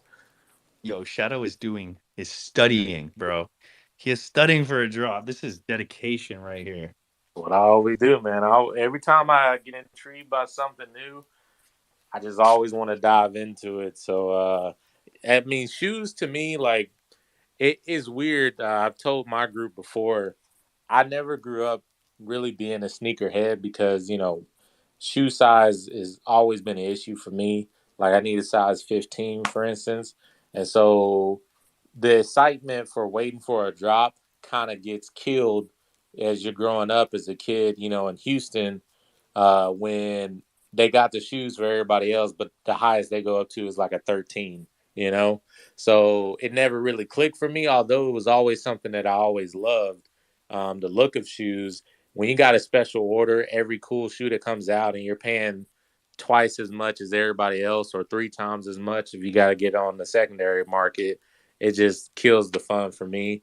So this is kind of like a new wave of shoe collecting that I feel in the future with NFT interconnective uh, NFC chips and all that cool stuff. So yeah, man, I'm excited. You know, it was the opposite for me because I had the same struggles. I wear a 14, and I've always had like worn bigger size shoes as growing up. So that's what actually pushed me to go harder to be able to find ways to get them because I knew it was such limited quantities of the size that I was looking for. So I was like, yo, I got to be the first one to get it because I won't get it if I don't. Nobody else is going to be able to do it for me. I'm going to have to pay double, triple, quadruple the price if I miss out on this one. So I got to find a way to get it. So that's what intrigued me to dive more into it. And then when I started learning the tricks of the trade to actually achieve the goal, that's when I was like, oh, well, if I'm looking for this and I'm wearing this size, imagine everybody else who wears my size looking for it too. And I can get it and give it to them, sell it to them. So yeah, that's what I feel you on that. And it is max pain to have to wear a size like that and miss out on a lot. But at least you good. Like 14, 15, even though it's a bigger size, I think is more so now than ever, more attainable with those sizes. If you go above a 15, like 16, 17, it's lights out because it's even less quantities in those sizes than anything else. So 15 is cool. You should be good, and especially now, like you said, the process that they're creating to even be a part of um, receiving shoes, especially Artifact and Nike, they at least go up to a 15. So Yeah, I saw that, man. I was so happy. But the first thing, I think somebody was telling me they were talking about the CRLs or something, and I was like, bro, please. I said, please tell me they do 15s. And they were like, well, we go check. So you go check, it's 15s, but nobody was selling any. I was like, cool. That's all I need to know is that they at least make them. If they do it for one, they'll probably do it for all. So I just barely made the cut. yeah, and it's very low numbers. That's one thing I was saying. Like I slept by not getting 15s because it's going to be people in the same scenario as you who come into this thing after the mint, after everything has happened, and end up looking for these sizes and and having a difficult time to find them. So even I can tell you right now, it's only 36 size 15s across the board of all colorways in the CIRLs. Like total 36. So that's crazy low quantity, but like you said, at least it's out there. And compare that to what 55 size 14s across the board, which is nuts. And 224 size 13. So you can even see the skip in the quantity when it comes to that. But that just means somebody out there. But I will say this: it's almost putting you in the same position because they're gonna be looking for that price tag when they see those 15s. They're gonna be trying to bust some heads. So same situation, same scenario, but like you said, at least it gives you a greater scope to understand it is out there. What size do they go up to? Dude, I because don't Alts know. was claiming he got some big Yeah, I'll say shoes. the 23, but I doubt it, man. I thought he was trolling with One that. I of still them, think he's trolling with that. one of them went up to a big ass size. Are those CRLs? Is that the biggest size? 15. Yep. There's no size 16s on CIRLs. At least on this I CRL can't remember finder, the what Air dude. Force One's max was. I think it was 15 as well. Yeah.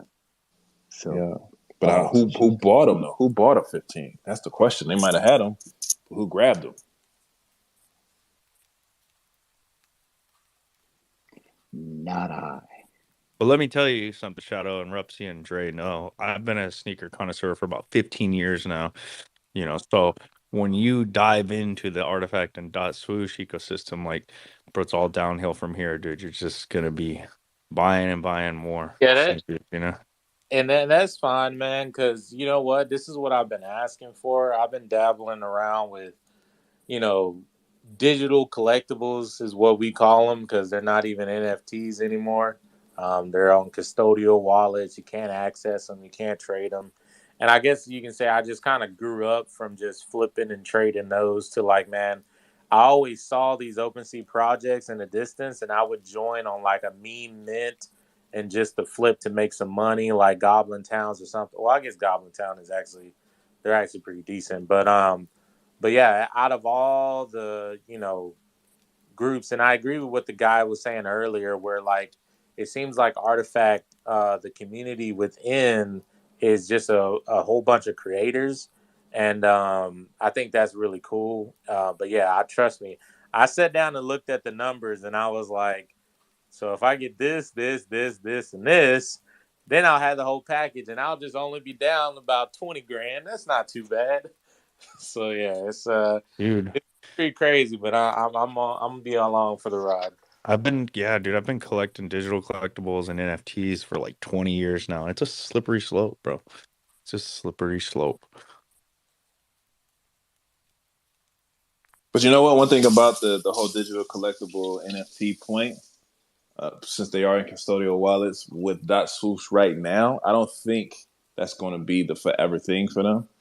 They're going to switch it over so people can own and trade, and I think that comes along with the marketplace. So they're just creating the environment to allow people to do so, from my understanding. So it won't. I don't know if it will always remain a custodial wallet situation. Yeah, and that's what we've had conversations about that too, because the Bat Cows on the DC NFT platform that's on Palm Network. DC, they have their NFTs on like Wax, and I believe some other places they've launched like cards. They've launched all types of different. So their IP is already interoperable. So we've always been kind of like, hey, like, why are the cows not interoperable yet? And we've asked the same question to even like companies like Vivi. It's kind of like, hey, you have artists, um, Ron English, you got street artists, and you got all these people that are saying on their side on Twitter, like, yeah, we're totally fine with it being interoperable, but we still don't have the keys yet. And so we've had a conversation about will Nike, although they're with Artifact and they own them and everything, will they allow these dot swooshes to be interoperable? And I think personally the answer is kind of what you said. I think it's going to be an option, but it won't be an in your face option. It'll probably be like you go to your profile and it's like, do you want to activate your wallet, connect to your, MetaMask, whatever, and then you can, take it off. But I think they want it to be kind of like a safe place for people who don't understand how MetaMask and all that stuff works. So they don't just send their dot swoosh Air Force Ones to like the, Cardano chain or something crazy like that.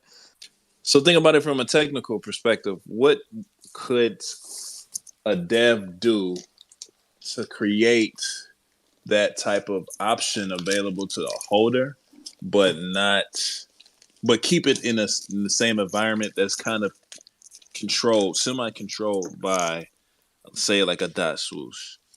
How could that be possible, right? Like, what ecosystem could they create to have that option available? Yeah, you can move it if you want to, right? If you're more of an experienced digital collectible trader or collector, you can move it to your own personalized wallet, but you can also keep it here and receive, like, if you quote unquote stake it, you get some kind of points or redeemable rewards that you could utilize on the same ecosystem that we have. You know what I'm saying? Like, I think it's going to kind of stem off into that. Because that makes sense to me. That's what I would do. But if you had 350,000, 400,000 people who were part of your project or part of your ecosystem, like that's just a way to keep them there and keep growing and building within one at the same time.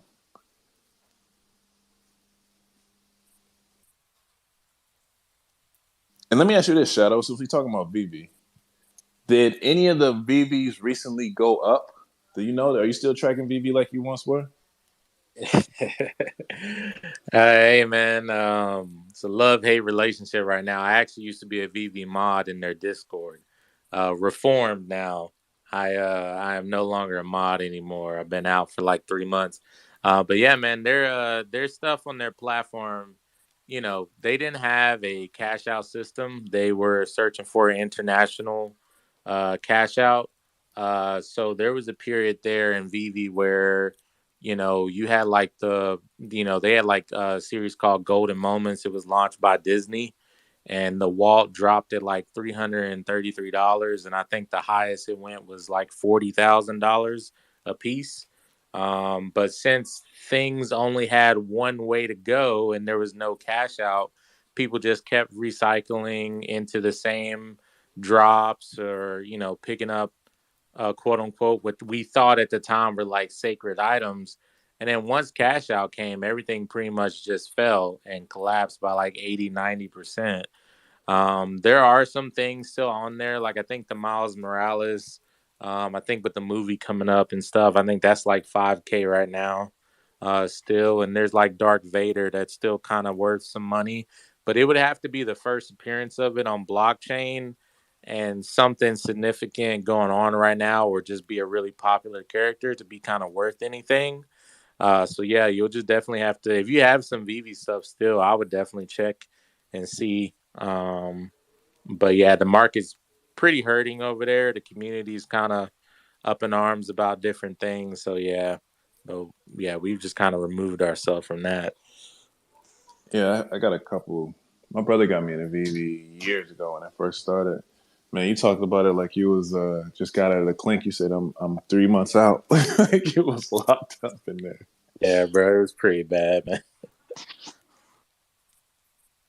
It kind of sucks, man. Seeing it seems like y'all kind of went through some stuff too, and you were the guys that made it out on the other side, man. But over there, it's kind of like you start off on the journey, you believe in it, you're like, man, this and this and this is coming, and then you just kind of slowly realize that the people leading the ship have no intentions of doing what they said they were going to do, or what you even thought they were going to do, and they'll just ride the speculation until I guess everybody's done with their platform. I'm not really sure what their plans are anymore. So that's That's why when wild. I said I wanted to join a community that was really about their stuff and that was actually like creating within themselves, and the creators were hard at work towards the future of the project, and y'all have this digital thing going on with claimable real life stuff, man.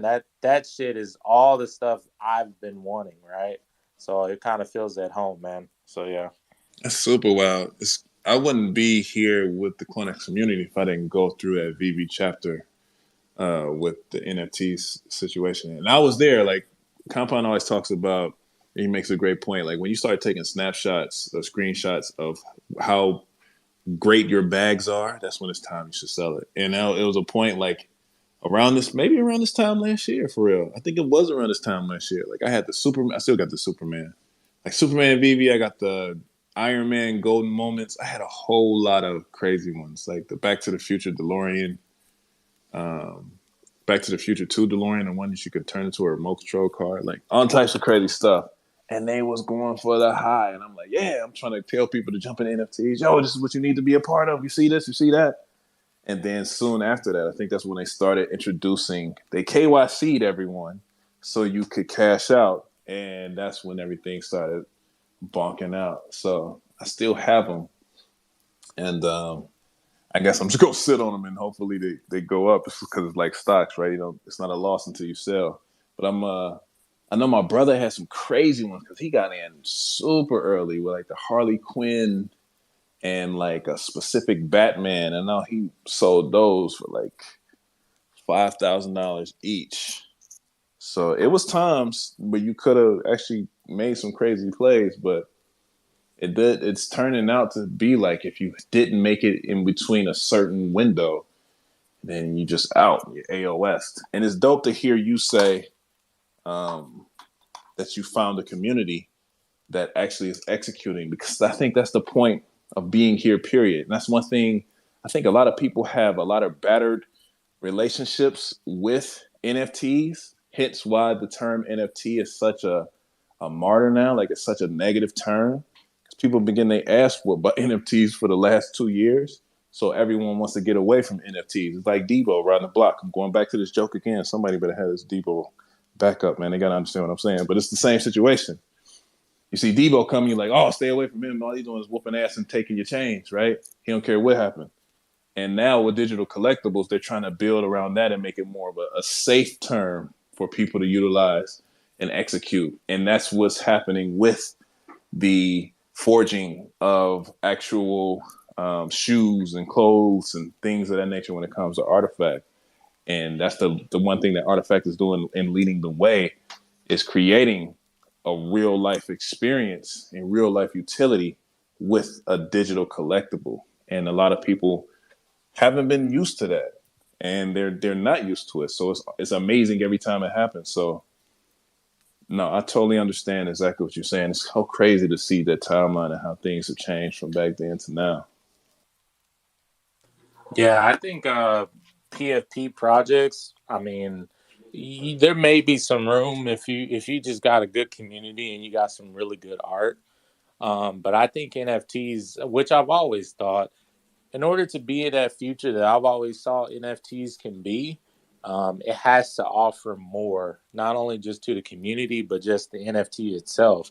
It has to be more than just a speculative, it will go up and then you sell it type of play. And I think that's kind of what we're kind of seeing out there is back in the day, I guess like a year ago or a year and a half ago, anybody can launch a 10K PFP. And if you got a whitelist, if you slaved away on Discord to get a whitelist and then you sold before reveal, you could probably make some money, right?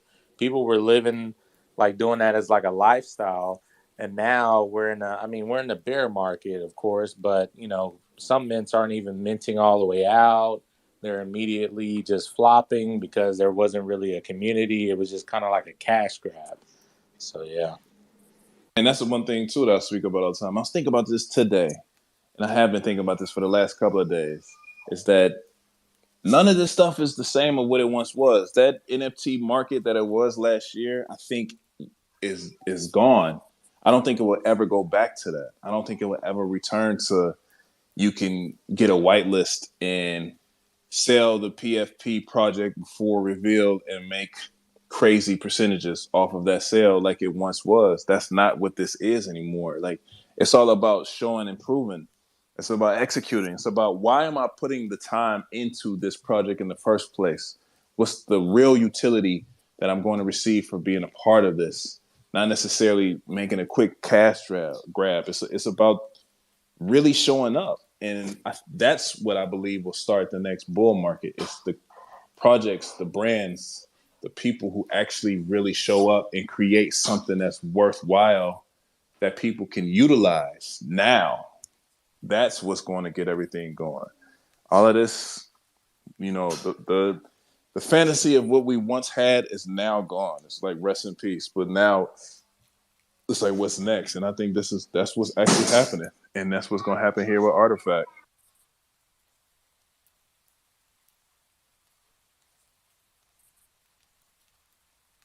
But yeah, we talked about this a couple days ago, especially when Compound was going. I was going into all of these deep takes. This is where we was living, Compound. The entire 3 days you was out of here, this is where we was at. Navi was good, bro.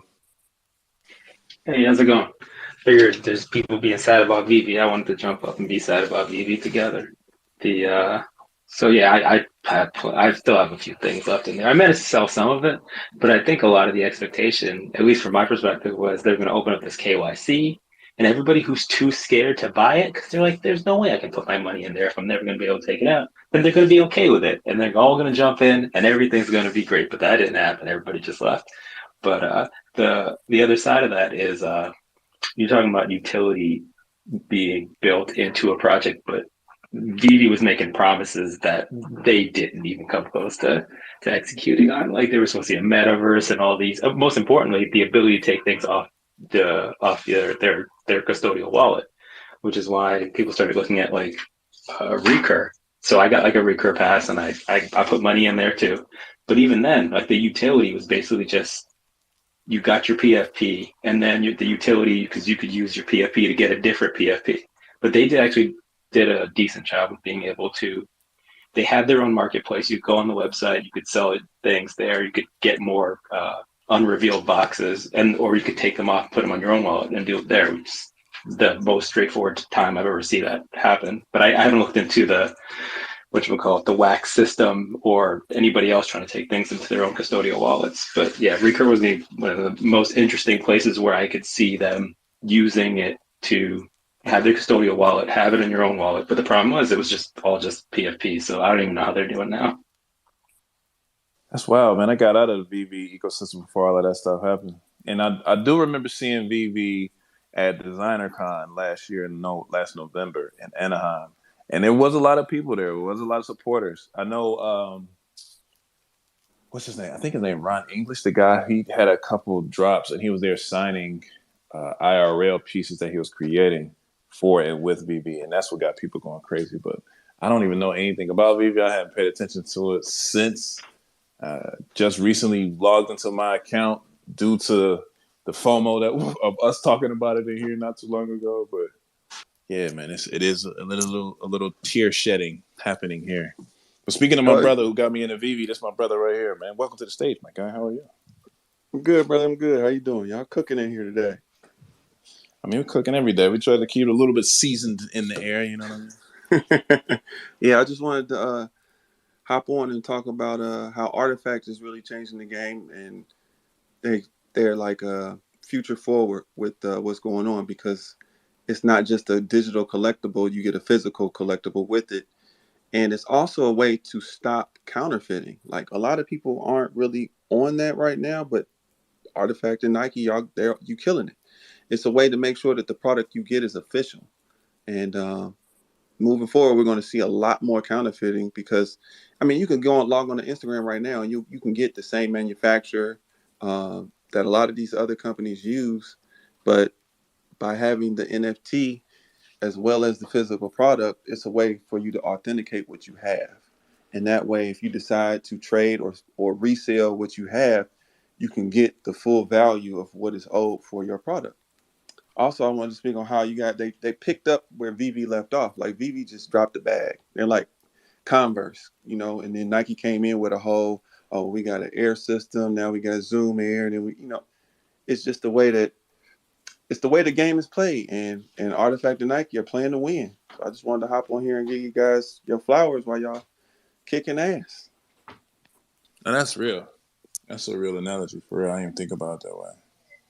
The innovation, and I think that's even more so the point of wanting everybody to partake in the Air movie, because it's another step of innovation, and that's what's happening right here, right now. Everybody coming into this, and I'm gonna keep calling it this, Web 2.5, right? Because we're looking to aim to get at Web 3, but we're still utilizing Web 2 platforms to get there. So it's literally Web 2.5. And to hear you come up here and talk about these points, because these are conversations that you and I have had offline many of times, and me trying to get other people to understand that perspective, it lets me know that it's getting to a certain point. The light bulb is clicking for a lot of people who aren't even necessarily immersed in this ecosystem. They're starting to see like, oh shit, this makes sense. You can do this with this now. That's the point of all of this. And that's making other people jump into it 110%. So that's a great sign. Like this is what it's about. Hey, are we allowed to be bullish up in here? Or no, we're going all the way, baby, all the way. Dre, this is your IRL brother?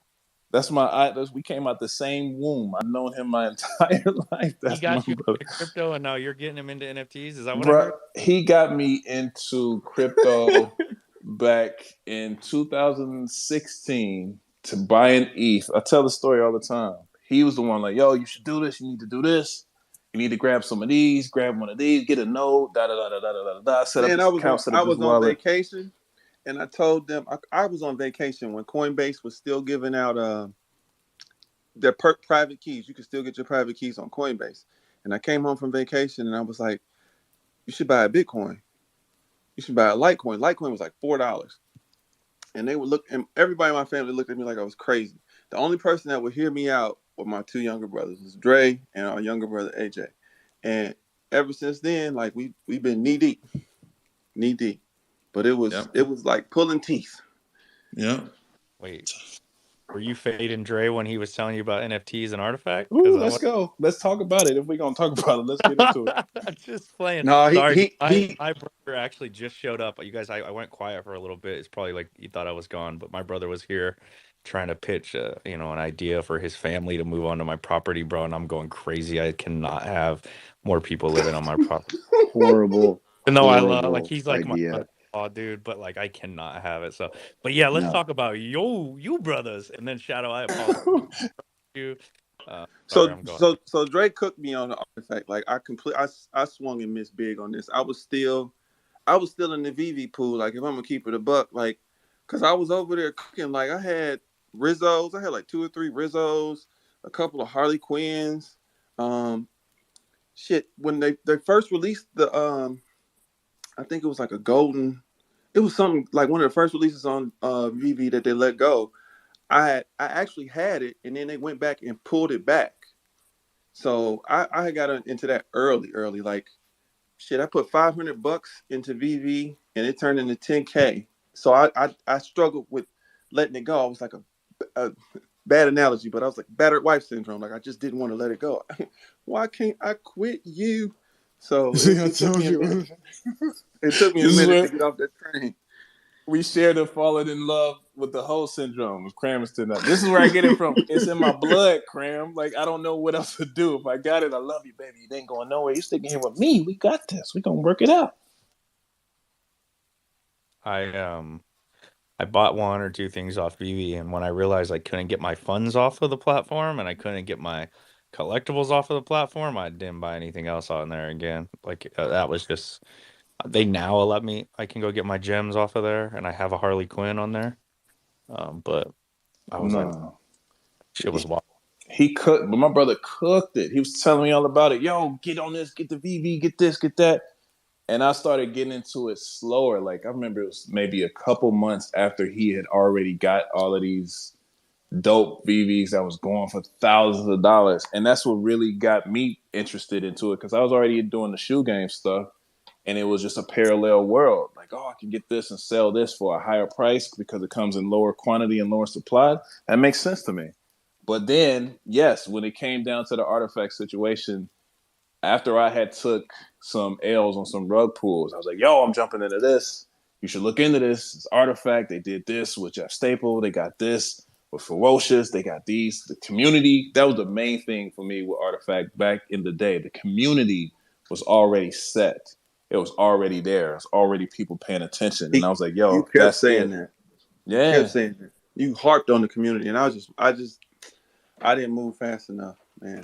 I didn't. But you was harping on community back then, and I'm salty I missed out, but at the same time, I'm so happy for you and the community at Artifact. Like big things, and it's really killing the game. It's killing everything else out here. There's nobody else in this Web 0.3. I mean, there's nobody else in the NFT space moving the way that this Artifact and Nike Swoosh is moving. Nobody. So Wait. So now that we're right around mint price, I mean, this is your second shot. This is your next. I mean, I got in a little early. I got with Artifact a little early. I picked up one of the jerseys when they first dropped. Like I was early on that. So, but I'll get back in the game. I'm back. Put me in the game, Coach. Trey, put me in the game. Get this man, baby. Let's get me in, baby. Nah, yeah, it's building out, right? And I think the sentiment, I think people who've been around, they can feel the sentiment changing. Like the energy in the air is just that much more electric now than it ever has been. It's getting similar to how it felt during the Mint vibes, right? Like I knew something was stirring up. You could just feel something stirring up even when you had the Mint vibe. Like, yo, something's going to happen. Something's about to happen right now. And then shortly after the Mint, what happened? We got the release of the information about Nike and the acquisition, and that shit just made everything skyrocket. I feel like the energy is similar to what we have now that what we had back then. It's the same type of electricity floating in the air. Like something is about to happen, and the sentiment is speaking to that point. What's up, Shadow? I saw your hand up, man. I ain't ignore you. What's going on? Oh, sorry. What did I have my hand up for? Oh yeah, I was gonna say you made a comment about getting people in and it clicking, and I was asking if it's all right to be bullish because me personally, and I kind of keep this to myself because I want to tamper my own expectations, but there are certain things that I think of, and I'm like, you can put this NFT shoe in front of any, let's say sneakerhead, right? And they will immediately understand how this stuff works. You get this NFT, you hold this NFT, you can claim it, you get access to a scarce shoe. That, in my opinion, makes sense. And we need things of that nature in large quantities to where it will then like turn that light bulb on and show people NFT can solve this issue, and this issue, and what you're already currently doing.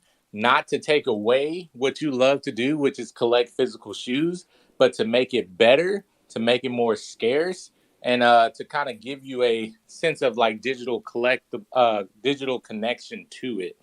And so I do think Nike, Adidas, some of these other brands, like clothing is a really easy thing to connect to as humans, I feel like. Um, it's something that, most people, everybody has to have. And everybody likes to look nice now and then. So I think things of that nature with NFTs are going to be one of those connections that's going to be a little bit easier than gaming, a little bit easier than some of these other plays that are meant to bring a lot of people in. I think that is going to be a immediate connection and immediate light bulb turner for people. And we're just at the cusp of it.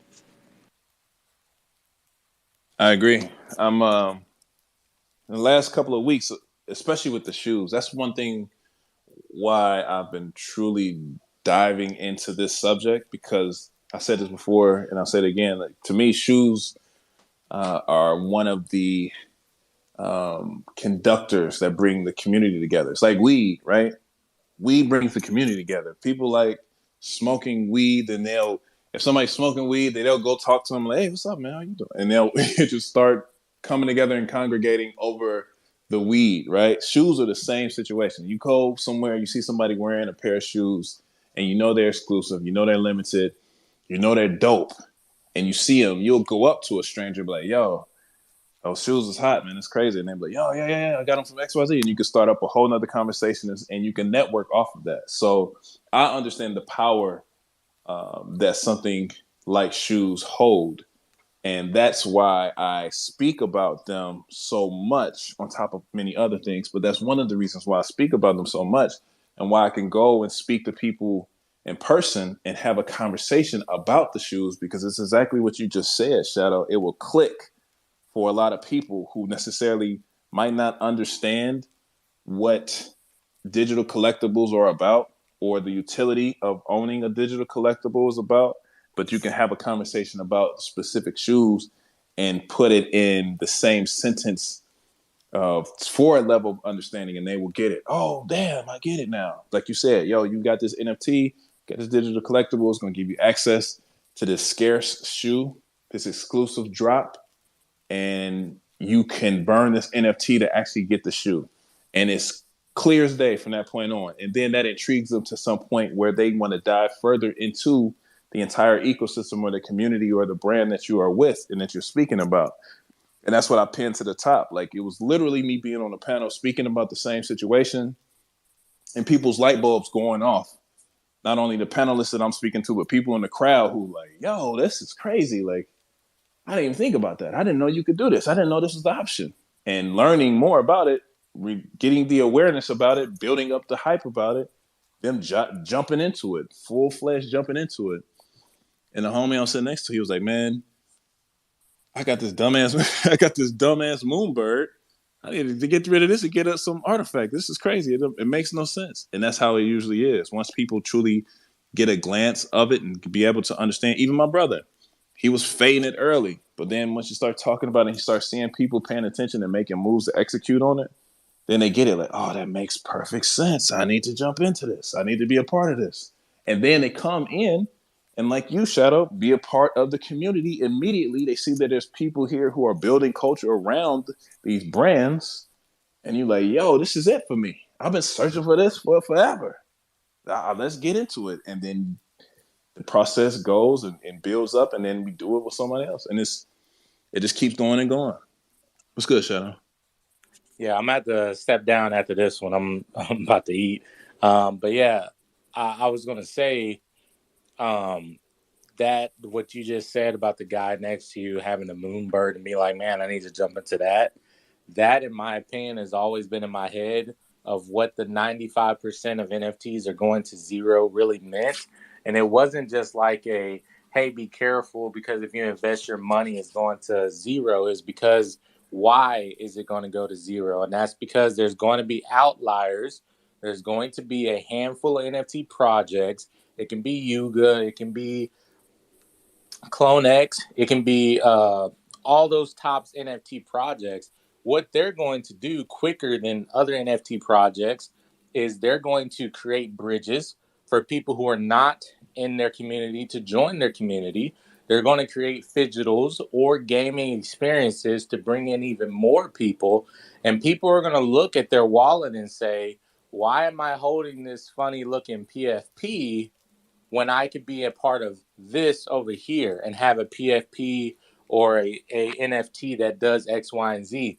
That is the 95% are going to zero mentality. And it's not really because, like, you can enjoy art, and that whole fine art and appreciating art is always going to be a part of NFTs. And that's not to say that buying or having an NFT by an artist or up and coming artist or just somebody that you like the art from doesn't have any value to it. But at the end of the day, when people start paying huge amounts of money, they are going to ask themselves, why am I spending this much on this and not putting it into something that will give me a shoe, that will give me access to music? I mean, that's a whole other sector we haven't even got into in the NFT space. I think it's coming up soon, but yeah, that's what I've always thought of. The 95% are going to zero. You and I both, man. And I think about that all the time. I'll see projects make certain moves, and I'll be like, yep, that's exactly what they was talking about. That's the zero move right there. Because people, and we had debate about this. We've spoken about this many times. We had debates about this on the Bad Take Discord. Bad Take does have a Discord. The link is in the Bad Take Twitter page bio. Go ahead and jump in there. But we've had conversations about this where I was saying, like, you see a lot of people scrambling, trying to make a decision that will be deemed as a great one for their community because they really don't have any specific direction. They're just trying to scramble and make something happen to please the people who invested or put their money into the project, expecting other things to happen, similar to the VV situation. I don't think VV jumped into this whole side of, or this whole sector looking to make promises that they couldn't keep. I think they were coming into something prematurely. They were seeing everybody else throwing tons of money into it, and it was like, yo, let's just build as we go. And I think a lot of projects did that, and including Artifact. But I think Artifact had so much more of a clear vision of where things could go that they were already building towards that as well. And they were building out a more stable bridge and not just a rope and some planks to get to the other side. They were actually investing in the materials to build that bridge to make sure it was secure and sturdy enough to then build a bigger foundation on the other side of that gap.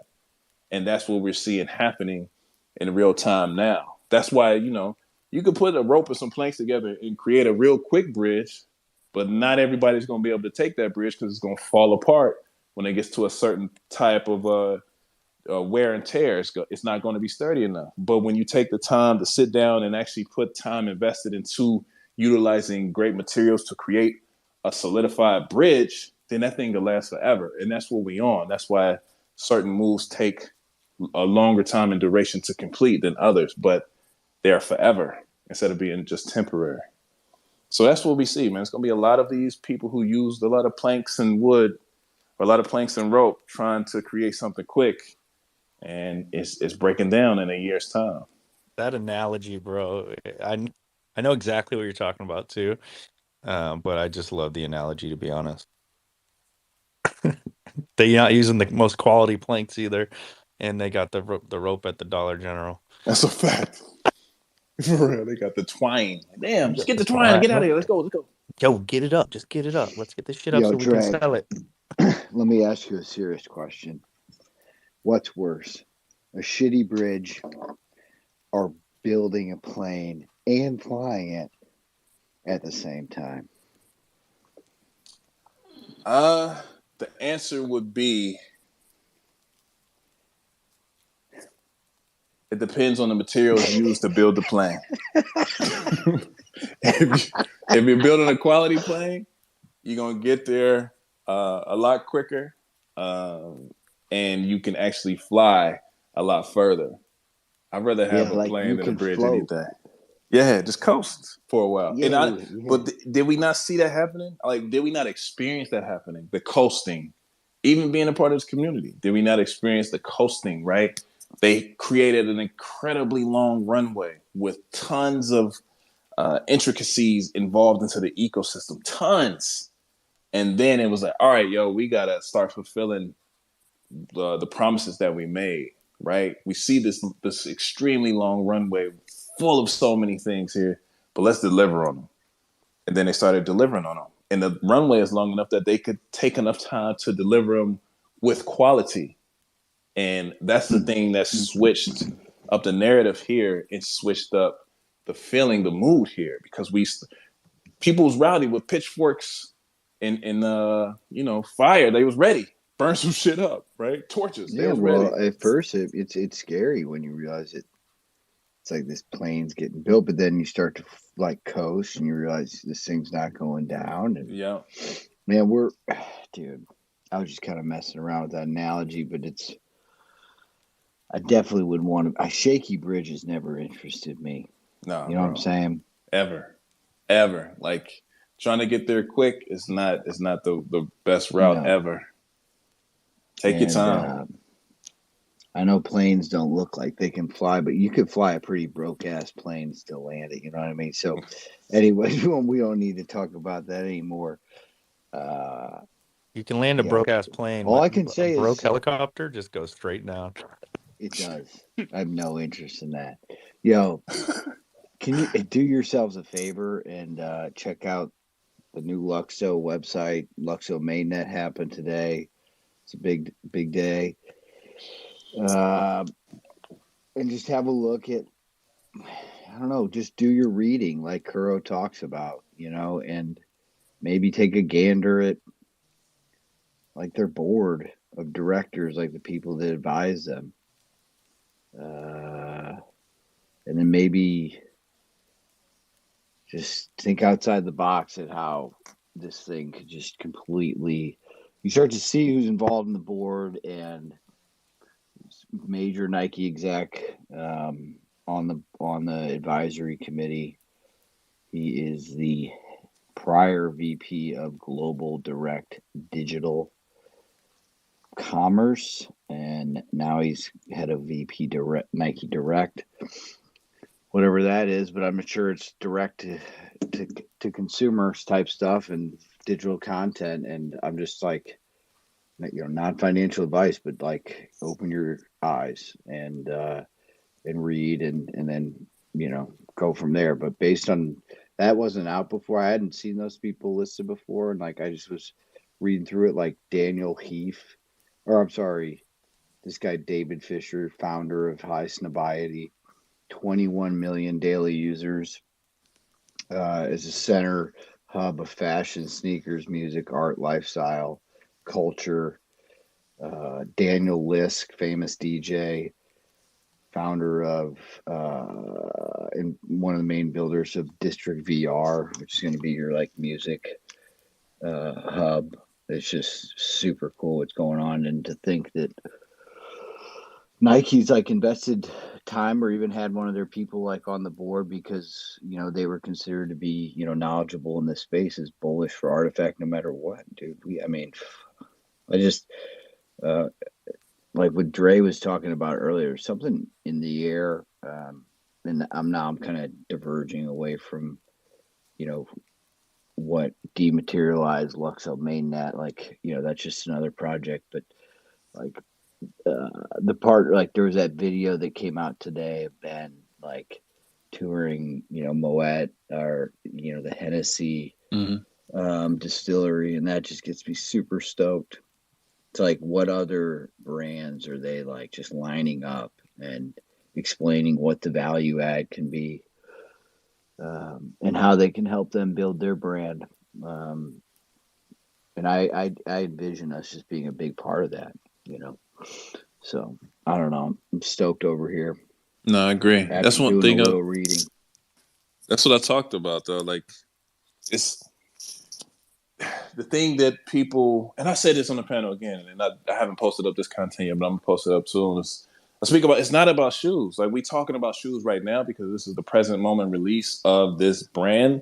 Is shoes, is wearables, is streetwear, right? Like, that's them fulfilling the promise that they created in the past, and they're fulfilling that in the present. But this isn't about shoes. I think Artifact is the one brand that utilizes its IP in order to make everything better with this technology. Like, everything. Like, the fact that they're going to tour Hennessy campuses to understand what it means to create a legacy brand, and the generational branding power that comes along with that. Like, I think if the proof is in the pudding. The partnerships that they're creating along the way, the path, like Ramoa, like Nike for sure, right? Like, this is a brand that's going to stick his fingers, grab his hands, put his hands on tons of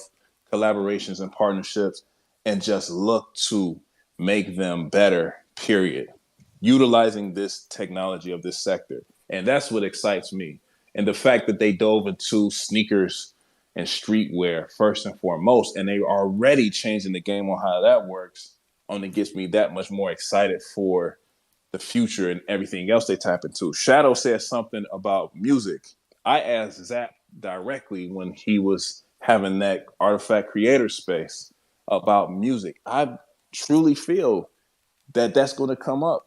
That's in the play because we see things that are happening. The same thing my brother just said. Like, there are people out there who are creating inauthentic artworks utilizing musicians' IP. And Luxo's going to fix that. You know what I'm saying? Putting it on the blockchain is going to fix that.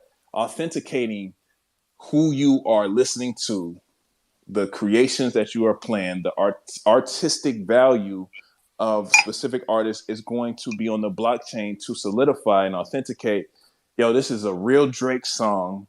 This is real Drake content. This is a real Drake drop.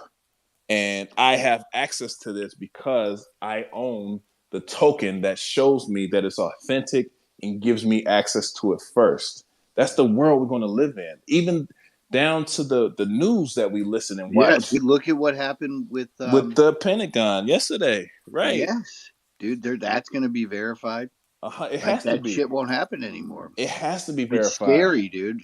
I And mean, and it's all new, and there's going to be, dude, just to think that It gives me chills. Is I think that these guys were so far ahead of the game. It makes sense. Exactly. They're a massive company. This is so much more than sneakers. Exactly. And that's the point that I was making. And people don't really want to hear it when you say it in the present moment. They don't want to hear it because, we've been talking about sneakers the last couple months. And sneakers is currently what the attention is focused on presently. But if you look past what's just in your face and see the rest of the world developing and adjusting to this new technology that's been introduced to, you can see that there are tons of gaps popping up that need to be bridged. And we see how Artifact like to create these bridges. So it just makes sense. The whole AI situation yesterday with the S&P plunging, what is that, 5,500 points, something crazy, in the matter of hours because they thought that attack on the Pentagon was real when it was an AI picture. We're going to have to authenticate the information that we receive throughout the internet. It's going to have to be authenticated on the blockchain so we know we can trust that source. In a realm where anyone can buy a blue check for $11 a month, anyone can speak about verification, but blockchain will verify what's real. And we're going to utilize that technology to live by it day by day. And that's just the world we're living in, like what we're going into. It's going to be different from what we once knew, but it's also going to be even better because we're going to be able to utilize the technology in a good way and a positive way. And that's the same thing with the clothing, same thing with the bags, same thing with the shoes, same thing with your fucking your real estate, your car purchases, your grocery purchases. It's going to be immersed in everything that we do. And that's Dude, just what it is. Compound's gonna wallet watch my life. Dude, I don't wallet watch nobody. I don't know what y'all have.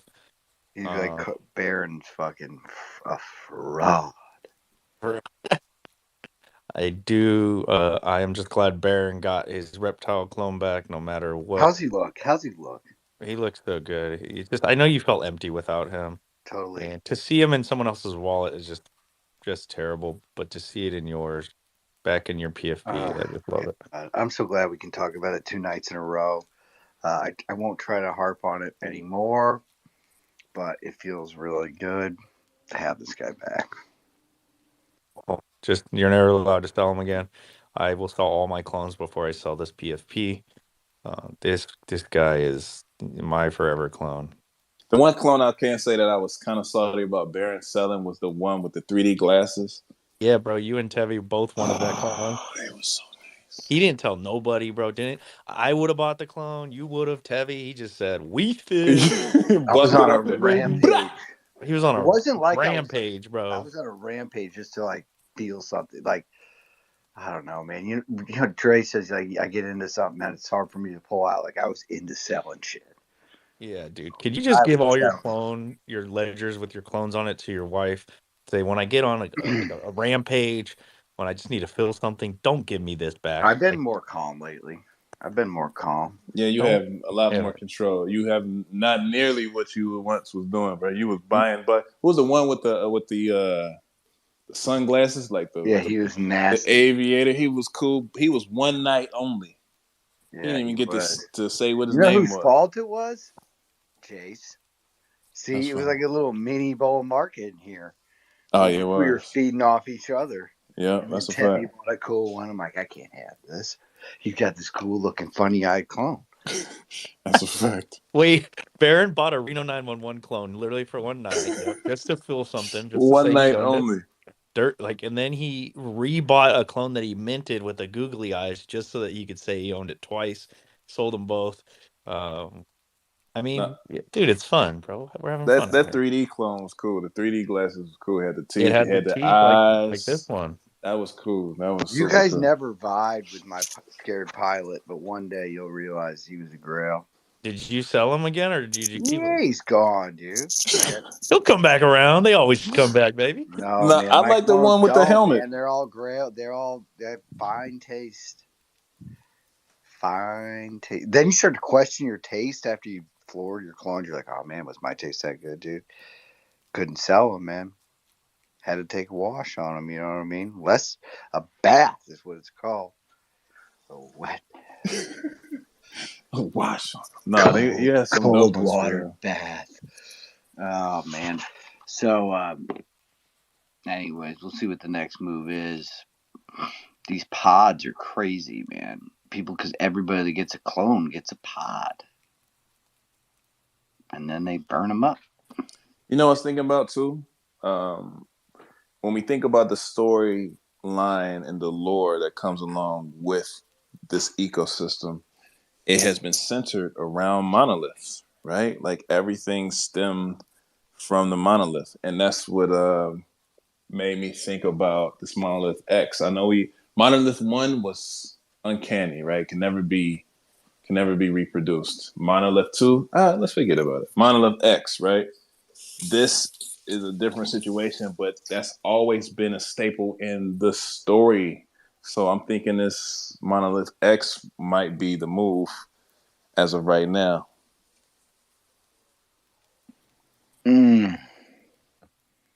I don't have any money, dude.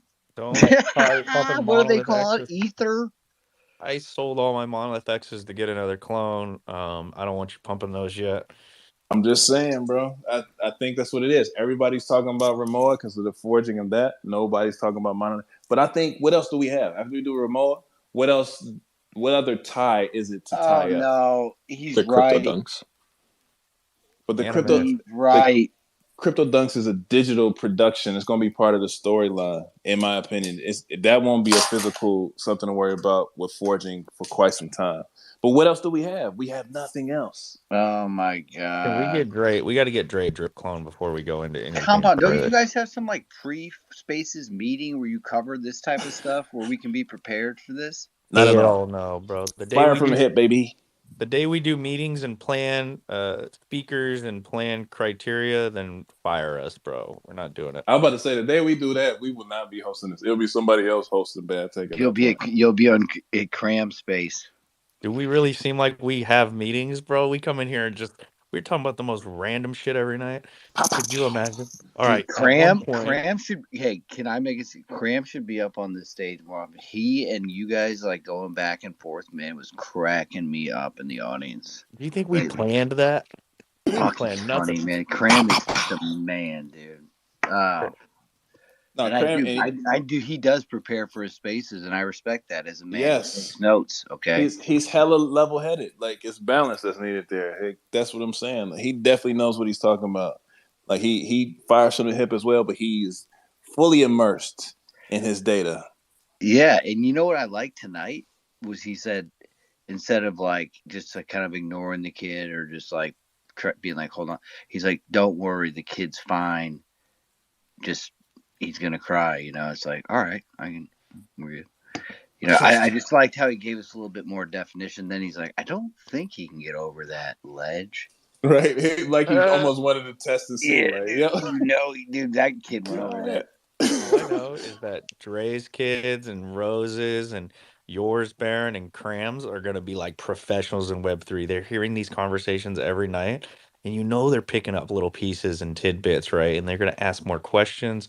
Like they are learning whether you think they are or not. That's why I don't cuss. You know what I mean? Like Can I tell I just one keep more my kid? language straight because I know the kids are listening. bro, One more you kid don't thing real cuss, but quick. my wife in here is a sailor, bro. She out here then Popeye.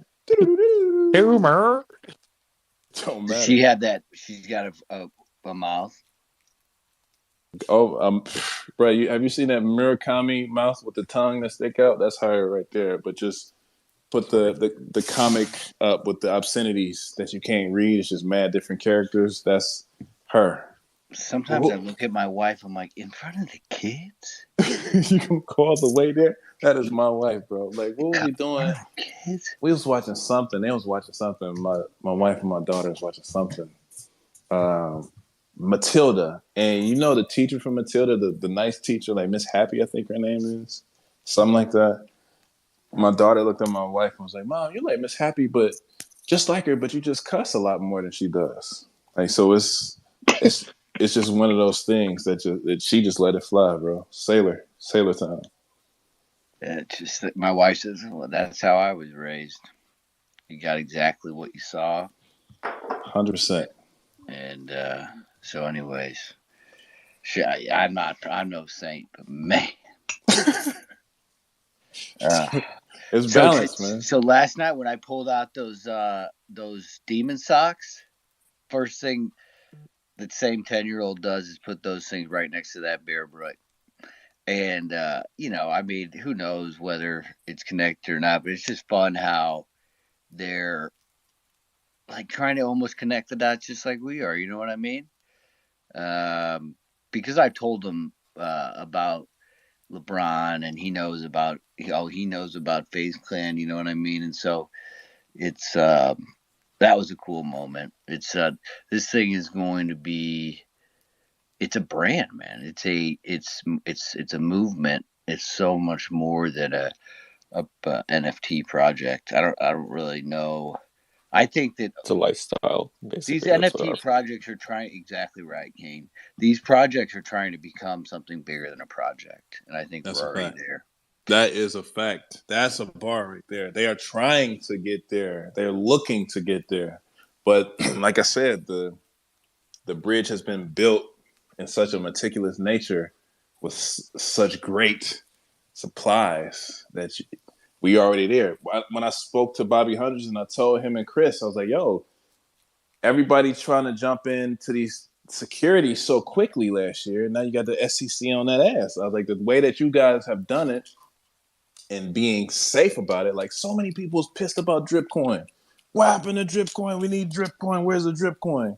And they're like, yo, sorry, no drip coin, not gonna happen. Why? Because they knew, like, yo, we come out with this, the SEC gonna be on our ass. But everybody else, there's so many other projects out there that just threw any type of coin out there just to get people to purchase and get more liquidity for the project. And now look at them.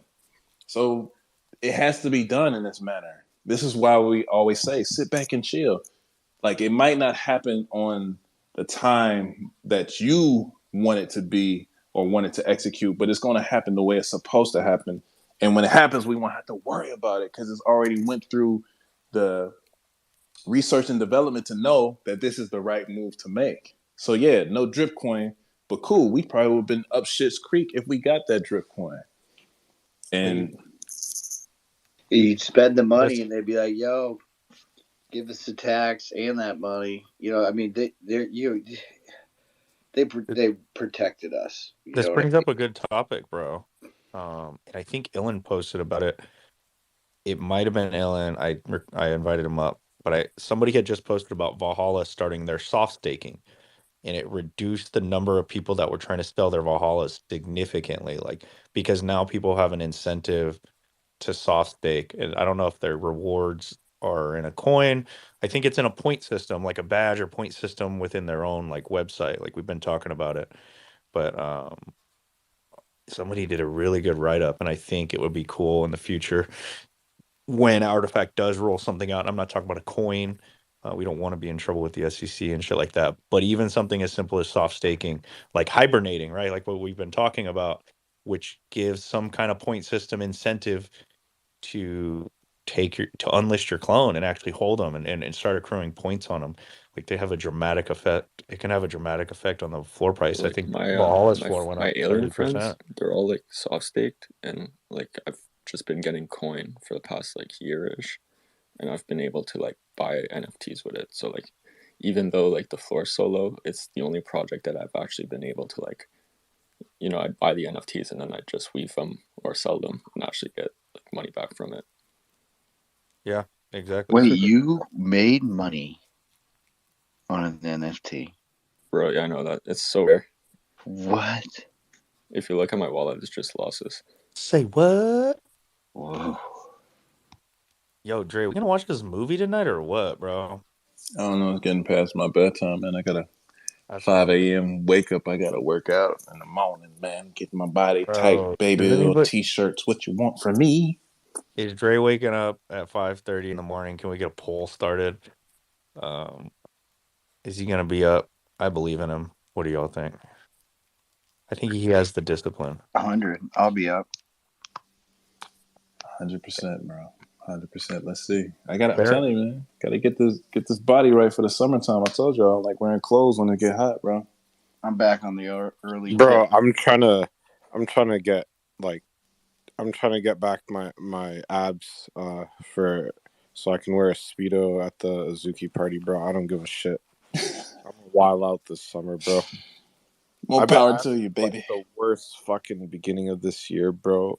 I just looked at my unrealized gains. It's so crazy. Oh my god, bro. Speedo gang. Nah, yeah, I think going back to the point that Baron made. Um, I said I was just having a conversation with a homie at Pump's graduation yesterday. We were talking about how the integration. He was talking because he has other side deeds, and he was talking about how dope it would be if he could integrate his clone to his other side deed and come out with a world that's interoperable between two different projects, and then you won't have to worry about utilizing any type of coin or anything like that. It can be built on the reward system. That led to the conversation talking about the reward system, how you can give back to your holders from, say, you find an item on the other side deed that can be sold for XYZ on the inventory app. And then you can use, or you could sell it on a secondary app like OpenSea for ETH. And then it's not like you're giving your holders any type of coin or security. You gave them an item, and the holder made a decision, or the community made a decision to bring that item specific value that you can then utilize in ETH and figure out how you want to regulate that. So that's the way to get away from the whole coin situation. And then we started talking about how video games we feel like will be the next meta for the bull run. And imagine like you have a Call of Duty situation where you just found this rare gun that's worth 8K in ETH. And in order to keep the gun, you have to make it out that match alive and win with your team. So that would give the games that much more excitement because it's like, yo, bro, if you keep me alive in this game, I'll sell this gun and cut you in 50% of it. So let's work as a team and make sure I get out of this joint alive, right? And it just gives that much more excitement to the whole video game meta. And that way you're not worried about having a securities issue because it didn't create a coin, you created the items. The community created the value of those said items, similar to what Nike has done with specific shoes. They create an item, they make it a rare item. The community who is participating in collecting that item then puts the secondary price on that said item. And then they figure out how to sell that said item to create a profit or create some type of liquidity off of owning that item. Same situation. And that's the same play we can run here and not have to worry about dealing with securities.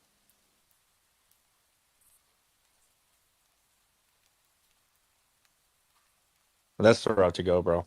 To be honest, the point system, NFTs, items, like as long as there's no expectation, and this is a big one, I think, there's no expectation of flipping a value. Like if it's given and the price is set by a secondary market, I think they're in the clear. You know, when people are sending funds to something with the expectation of a return and the price going up, kind of like, you know, these pre-sales on the timeline have been going, that's a little different, right? But when you're just receiving like a free gift and then a value is applied to it just because somebody else wants it on the secondary, I think it's a little different. Somebody can chime in if you want, Rose. Hey, what Dre mentioned just kind of sparked. I don't think we had spoken about it here, but with ERC 6551, with the composability of NFTs, where you can kind of bundle assets to the NFT. I think that's what it is. I'm still like reading up on it, but I think that's so compelling. Like if you can imagine our artifact clones and some of these future airdrops that then would be literally linked to our clones, and if you sell it, it goes with it. So in terms of value add and almost like packaging up your clone as being a more compelling clone to buy because you have all these assets and it just follows you. I feel like that makes it like a game for real in terms of what we can do. Like instead of separate tokens that are independent from our clones, one that can now be tied. Um, for me, I'm like that unlocks I think a lot of possibility for so many different NFT projects who are struggling to provide utility because secondary collections are always with a lower floor price of the original, and you don't want to dilute, right, the original collection. I think a lot of projects had suffered from that when they have like lackluster secondary drops and whatnot. But that's just something that for the Genesis project that I'm involved with, we're excited because we're trying to produce more art, or the artist is trying to produce more art to add value without diluting. And we found a certain way to do it. But now with ERC 6551, that's available out there for like all projects to like leverage. So I'm excited to see if Artifact leverages that moving forward, because I feel like it gives a little bit more like gamification for us, and the value add for all of us would be really compelling. So NFTs, Well, owning NFTs, imagine that, right? And you can trade and swap within, so it gives some really good energy within communities. But for you, when you sell the main asset, like everything goes with it. So I think there's a lot of cool like gaming scenarios like that are really successful. That now this new, I would say, development with this particular rollout will enable. So it hasn't been talked about much. So I'm just curious if other folks have looked into it. That's what Doodles well, 2 is going to do. Like you can equip the assets to your Doodles 2, and then once you equip it to it, it like leaves from your wallet and it attaches to the NFT, and then once you'll be able to mint it, it will transfer over. well, I'll put my speculator cap on, and I'll put my if I was cap on. So if I was a part of the Artifact team and I wanted to implement this, I think it would be cool to forge your Rimowa suitcase from whatever standard it is now, 721 or 1155, into a 6551. And now your Rimowa is a holder, like a backpack of all your other NFTs, and it's in this new token standard. That would be cool. That would give that Rimowa, that post forge Rimowa, some extra utility, because you can actually attribute other NFTs into your digital suitcase in a sense. That would be a great way to implement that new token standard, in my opinion. Let me guess, you're a holder. No, I don't even have a Rimowa, dude. But how cool would that be to use that new token standard? Like you once you forge, it burns, and now you have a 6551 or a 6551 NFT Rimowa where it's actually like a backpack for NFTs. You can put other NFTs inside of it. It has its own wallet address. Like I have a Sapiens. My Sapiens NFT is on that token standard. It has its own wallet address. I can send NFTs to my NFT, and it holds them all like its own collection. And if I wanted to switch, send that to another wallet, I'm now sending that whole collection to a new wallet. It's a super cool token standard that Sapiens is doing, and I would probably buy a post forge Rimowa if that was the case. That would be cool as shit. If not, drop all the clones a backpack, like a dope ass artifact backpack that is in the 6551 standard, and like we can add NFTs to it, almost like its own little collection backpack. No, I need that Ramon. I need a pre-forge Ramon because that's a great idea. Yeah, I mean, They I'd love could a do like a pre-forge Porter one too. collab. Isn't Porter like a Japanese brand? They could do a collab with them. I don't know, man, but I think they'll figure out how to use the token standard. I'm super bullish on the Murakami token did standard. shoes with Porter. Yeah, that's why I said the brand, because the ties are there. Yeah, the backpack shoe. This space is recorded too, if that's what ends up happening. I called it first, baby. No, I think that's a really good idea, to be honest, just to have it burn to that ERC 6551, is it? That'll be fire. And you add all your sneakers, like all your That'll be digital fire. sneakers that you have, into your Rimowa suitcase digitally, because it has its own little address, and then you have your sneaker collection ready to rock, all compiled into one NFT, and I transfer that wherever you want. That would be fire. Yo, if y'all are listening, I got you. I got you on the ideas, baby. Oh, that would be fire. I need a Ramoa, man. Stop playing with me. Jeez. Right? Me I have too. a Us three. I have a digital Romoa in the render that somebody did for me, but that's about I it. need the IRL joint, man. I get a Rimowa, I'm taking that thing with me wherever I go. I go to the beach, I'm taking a Rimowa. I'm going to basketball court, I'm taking a Rimowa. I'm going to the potty, I'm taking a Rimowa. Rolling a Romoa everywhere. Let's go. Everywhere, bro. That's why I got it. Don't ask why I got it, because that's why I got it. Mm-hmm. Why wouldn't I have it? These ones can fit in the overhead compartment, right? Yep, that's the sizing they said it is. Yeah. Oh, thank God. I cannot check baggage, man. These scammers at the airport took my fucking off-white bag, and I was like so angry. Yo, you know they put all my clothes in a garbage bag, bro? If they were smart enough, they would have taken the fucking off-white dunks, bro. They're so stupid. The off-white dunks are worth way more than the fucking bag, bro. They took my toothbrush because I had that little fucking off-white carry bag that has the toiletries and the quotes, bro. Bro, that was the wildest shit ever, bro. And I was just flying from Toronto to Edmonton, bro. Yo, it is different up there, man. We only have people in the White House that steal bags with just terrible women's clothing in it, and then randomly wears it. But we don't. I maybe I'm gonna curse myself, but I've never really heard of that shit going down. If that Oh, means so, bro. you're If saying if Don't I they see steal one like of these, FedEx boxes in the U.S. like all your sneakers? if I see a Romoa bag by Artifact, I'm stealing it for sure. Bro, Just I'm gonna kidding. handcuff that shit to my hand. I'm gonna buy myself one once I figure out how to get some fucking legitimate ETH, man. Or yo, actually, you know what? I could just buy it from a Fugazi wallet. Actually, ain't nobody gonna know. Unless does it have does it come with like some NFC shit though? Wait, you gonna buy a Rimowa from a Fugazi wallet? Yeah, bro. I'll just get that shipped to my neighbor's house. My neighbor, they're gone. Until when did they say? They're gone until after the Olympics next year. They're traveling the world, bro. But what would be the point of buying them from a Fugazi wallet? Cause I have Ethan there. Ah, buy me one too, bro. Use some of that dirty ETH for good, like Robin Hood. You know what I mean? Yo, for real, bro. Yo, but wait, are they gonna like? They're not gonna like. Yo, the token doesn't get attached to the suitcase, does it? so you got to get. I've been thinking about this, like a warehouse to put all your shit, dude. Be tracked. Bro, I'm so shook right now. Cause like, as you probably seen, I didn't like I sold all of my stuff from my my vault account with the orange reptile in it, and then like, how did I get hacked? And shit? Right? How did I get?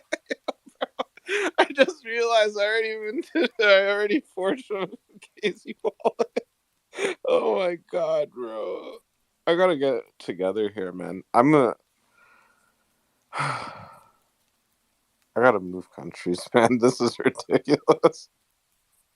Yo, Canada and not having sunlight is not good on the mental health. What do you think, Kane? It was really sunny when I walked my dog today, so It you'll have was. to like ask Wait, someone you only else. walked to once, bro? Yo, Zink, you one didn't hear that. You didn't Wait, hear. wait. Don't look at me like that, bro. Kane never has like any type of enthusiasm in his voice. He like one set mood, set it and forget it. Yeah, dude. I can never tell if he's happy or mad at me. Me either. Like I Like, don't know I'm what's going sorry, on. Kane. Oh, yo, He can come Compound. in. Yesterday at the event I went to, someone knew who you were. I forgot who it was, but I was like, oh, I know Compound too. But it's just random because there's no one else like in my city. In Canada, bro? Yo, in Ottawa, Canada, at the pizza event, someone knew who you were. What? Pizza event, Ottawa? eh? Big Ooh. things. Wait, what was his name? Was it Crow over 9,000? Uh, I forgot his name because people just gave me like their Twitters, and yeah. God, how was the event, Pete? Like, that's kind of dope. You went to a Bitcoin pizza event. It was like pretty small, because of like my city, but there was like one ape. One more clone was Von Soul. He was wearing his artifact hoodie, and got DJ too. And like honestly, all the people that had like NFTs, I would ask them their projects, and I've never heard of it before. So There's so many projects, bro. Did you know there's a whole NFT community on Facebook in Facebook groups, just as big as Twitter? There's a whole series section of NFTs that lives and thrives on Facebook. None of y'all knew that, did you? But it's true, bro. And if you don't think it's true, go do some research. There's Instagram NFT communities. They live on Instagram. They don't know anything about Twitter. Full projects, dude. Full projects. We are living in a bubble, my Bro, friends. there's so many clones on Instagram that have no idea what's going on Twitter, bro. They don't even want to hear about it. Yo, they kicked me out of this one group chat. I was just like, I just like put a link to my Twitter. Yo, they booted me so fast. No, Doesn't it's sound time to They right. had to go. boot you? You usually boot yourself from group chats. Like, what? Bro, I booted every Monday. I boot myself from every group chat, bro, because I'm not reading up. I'm not that guy. It's not happening. Um, if it happened, it happened. I'm not reading it. I don't care. One time somebody sent me like they sent me a screenshot. They're like, read this, and I sent that. The I'm sorry that happened. Oh, I'm happy for you, or I'm sorry that happened. I sent that to them, bro. I couldn't resist. Yo, Kira cracks me the fuck up, bro. Polly, I interrupted you. I apologize. Please say what you were saying. Then we'll jump over to Shadow. Good night, guys. I had a bad take on that no sunshine situation. If you can't find the sunshine, be a sunshine. I love that. If you can't find sunshine, be the sunshine. Well, Polly, you are our sunshine, okay? We appreciate you. You always bring happiness to our space. Have a good night. Sleep well, and we'll see you tomorrow. Oh no! Hold on! What are you talking about? Do you know how much joy you guys bring to my heart? It's unmeasurable, unimaginable. And the vibes are always immaculate. Thank you for having me. Pow. Thank you, Polly. Have a good night. Shadow, what is up? Yeah, I know it's a little bit late, but it was kind of funny. Y'all were just talking about it a second ago. I got like a little finance group, just like side stuff that I do. And I think it was actually a week ago. I was telling them about the CloneX and shoes and everything like that. And this one guy was like, just randomly, I know he does NFTs. He was like, "Oh yeah, I got a Clone X." I was like, "What? You got a Clone X?" I was like, "Bro, like what kind of like Clone X you got? Like if you did this and this." This dude had no idea what the heck's been going on. He just has it just sitting in his wallet. It's a human, but he's just like, "Oh yeah, I got a Clone X." I told him I had to tell him like, "Yeah, you can go and you can get an egg. I'm not even sure how you do it, but I think it's on the website sometime." He's just, "Oh yeah, I'll do it later. When's it come out?" I'm like, "Well, we don't know yet." He's like, "Oh, I'll just make sure I do it before that." I'm just like, dude, the heck, man? Like, so you got the clones up in here that are engaged with the project, and then you got clone holders that are just like, "Oh yeah, I'm just in there. I don't really know what's going on, but yeah, I got one." Like, bro, what the heck? So yeah. Bro, I can't tell you how many clones that I've met IRL at events who don't have Twitters and um they don't keep up. They didn't like so I met one who had like a DNA, bro, Murakami DNA and didn't just had it in a MetaMask wallet, minted it and didn't know there was season 1 merch, didn't know that there was like all these things that were going on, just had no idea cuz some people, bro, they got their NFTs and they rock with it. They don't follow up with anything. And it's a lot of them too, man. So I think maybe I'll I think I want to do like maybe I can reach out to one of the creators and do like an animus egg render, and we'll put up a reminder that you have to claim your animus eggs. I would hate anybody not to get their animus eggs, man. I'm Yeah, sure if anybody listening has cool animus renders, go ahead and put them on the timeline, reminding people to claim their eggs. I know it sounds crazy, but there are people who have not claimed their eggs. About 5,000 of them have not That's the claimed their first eggs. thing I did when I got my clone, was check if there was an animus claimed. Of course it was, but you never know. You never know. well, yeah, I mean, he has a lot of other stuff. Like, he has, I know he was doing a lot of big NFTs back in the day, but most of the NFT stuff he jumped into, it all kind of crashed. And so he kind of just kind of walked away from NFTs, but didn't sell most of them. So I think this is one of the ones where I think maybe in the beginning he probably picked it up for like a good price, and then he just kind of saw it as a loss, I guess, at some point, and just stopped paying attention to it. But yeah, when y'all were talking about that, you reminded me of my friend. I was just like, bro, like, come on, man. This is like my whole thing right now. He's just like, oh yeah, it's cool. I mean, he had good things to say. He just wasn't. I think I knew more about what was going on than he did, and I was just like, bro, you sell me yours. And then I asked him afterwards if I can get his at like a discount. He was like, no, now that you told me all this stuff's coming, like I'm not gonna put more money in. I'm just gonna hold on to mine. So I kind of hurt myself. But yeah, I just wanted to come up and say that real quick because that was pretty funny, man. Hey, at least you're an honest friend, man. You should have been like, oh man, that shit crashed a while ago. Yeah, I'll take that off your hands. I'll give you an ETH for it. At least you're honest. So, can we progress to the topic that excites me the most? Is it Elon or not Elon? I might need to be caught up on this topic. I saw some people talking about it in chat, but I unplugged for a couple days, and apparently I missed a lot.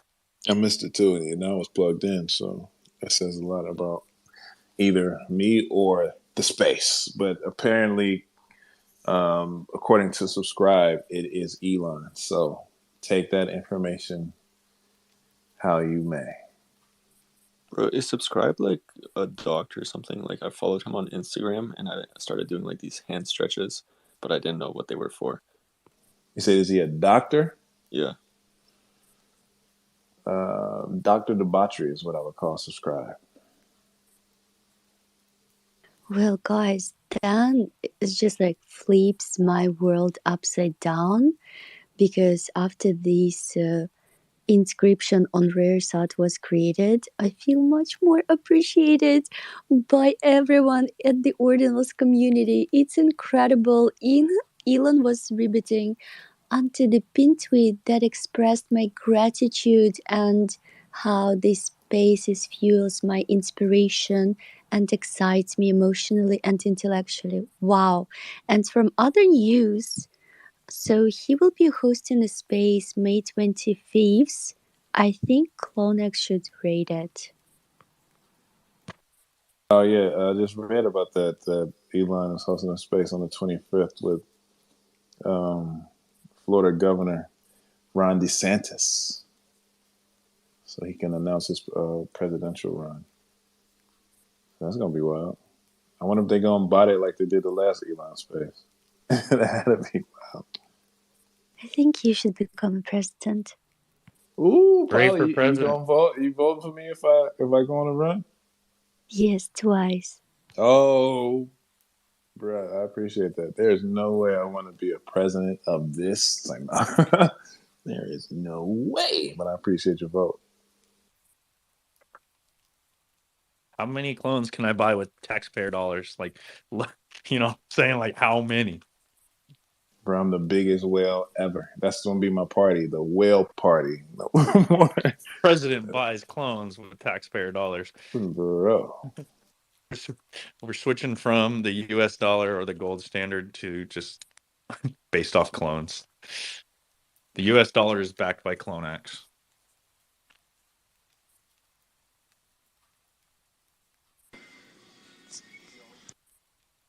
Ollie, all I'm going to say is that ordinals and BRC20s and all these things you always talk about, I have a feeling are going to take off in the future, and we're all going to be kicking ourselves because we're going to be like, Polly was talking about this shit for months, and nobody listened to Polly. She was in these spaces, and she was trying to tell us about this shit. She was talking about Polly Pocket Coin. She's a BR. She has her own BRC20 token, like, and we faded all of it because we were too busy looking at shoes and suitcases. We faded it all. Unbelievable. That's what's gonna happen. I already know it. But you know what's exciting? Sorry, Robsy. Basically, now when the tech is somewhere up to date where the infrastructure can be developed, the Bitcoin community actually learned something from experience of other blockchains and the way they approach the community building or lifestyle branding, or even the way they curate their presence on Twitter is elevated. It's different. So it's truly exciting time and space, and I hope that everyone is really excited about the oh my god, OXBT Mint, which is a BRC20 token, but it's the largest supply so far. I believe it's like 200 million of coins, and it's already minted by the deployers. So in the form of whitelist, the supply was allocated, from my understanding, in no, I don't want to say entirely, at least for the whitelist mint. And you're getting this, Polly, you're on the allow list? Yes, I just happened to be in that group chat that Beat got put together when he was just like scouting funniest people in this space, like across every blockchain. So we got the whitelist spots first. And oh, well, maybe no, maybe Kuro got it first. So the simple answer is yes. I'm really excited. I'm gonna keep you updated. Yeah, do that. Kiro somehow has his hands in everything. It doesn't surprise me that he's already on the allow list. The man is ahead of the curve no matter what it is. Let's go to Rupsy. What's up, Rupsy? Yeah, no, I just wanted to say I heard Dre mention DeSantis. I know he's running for president, right? So I just want to put this out there. This is not advice, but I I graduated from the same high school as DeSantis. He graduated like 2 years before me, so I technically went to high school with him. I don't remember him, but I will say this: if he graduated from my high school, bruh, like I don't know shit.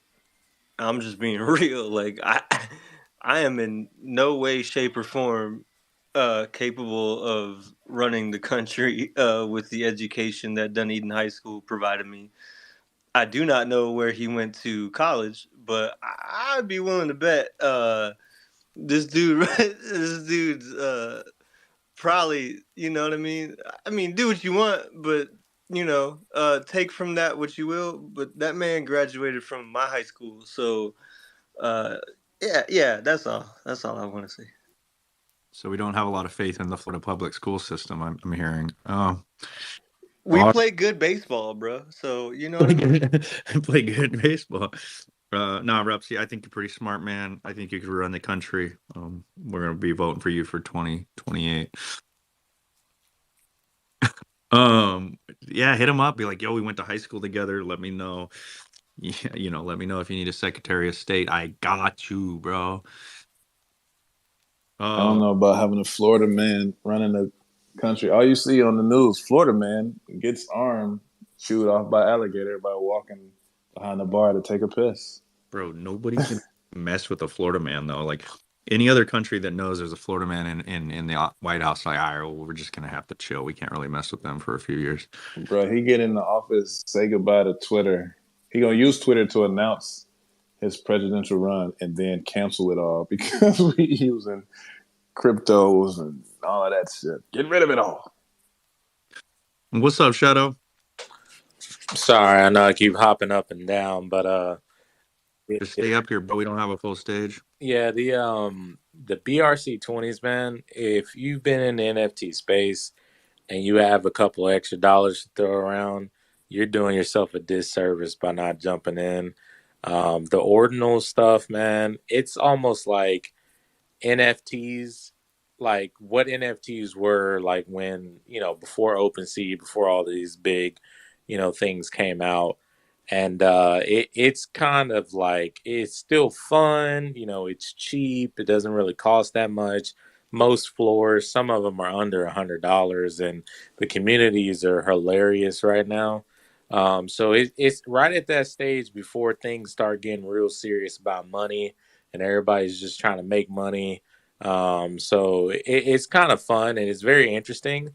I foresee it being something that can potentially stay long term and be a cheap, kind of like friendly way for like indie creators or non like big project creators to use to drop their NFTs potentially. And then, Like Tessos. yeah. Um, I don't know if we're talking about the same thing or not, but like it, like how people use like nobody really use Solano's right, Solano NFTs, unfortunately, right now because of the whole debacle. But we eat with Ethereum, gas fees are just so crazy, and when this bull market and everything really starts going, it's going to be harder and harder for that to be kind of like the ease in for a lot of these other projects. So you're going to need layer twos, Bitcoin, those types of things for people to feel more comfortable. So yeah, but it's kind of fun right now if y'all haven't jumped in.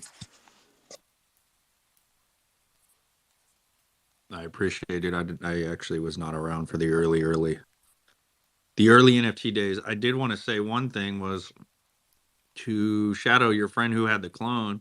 I read a story recently of a guy who popped back in the punks Discord after like misplacing his private key or something and kind of got wrecked in crypto and hasn't checked any of his wallets since like 2017 or somewhere around then, and had a crypto punk sitting in there and got access to it again, went in the Discord and found out they're worth a ton of money. So maybe some of these people that are checking out a CloneX will come back in a few years and go, what Nah, he just the hell? Kelby's my friend. He's a Ethereum maxi. He got into ETH at like I think under $100. So he's just really stingy. He just don't want to give it to me because I told him how cool some stuff will be, and he doesn't want to take time to do research. He's just like, all right, I got one, so I'm just good now. I'm like, all right, cool. So yeah, but no, yeah, that's cool though. I like hearing stories like that because I know a lot of people got wrecked in the last bull run. It was a very sharp decline when January came around. The great reckoning, bro. Everybody gets wrecked every market, but once you get wrecked once, you can time the next one better. You realize it's not always up. It is not always up. It is down and down fast, and you will feel it. Kira, you had your hand up. What is up, bro? Yeah, bro. Yo, I'm trying to figure out why are people buying JSON files with like a number, like an arbitrary number in it when it can't be separated into individual units. Yo, BRC20s just remind me of fucking mental illness, man.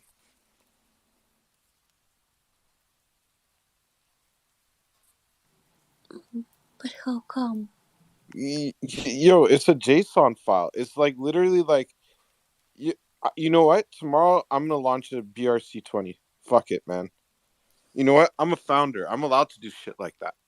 I fucking put out a product. I put out a full fucking comic book.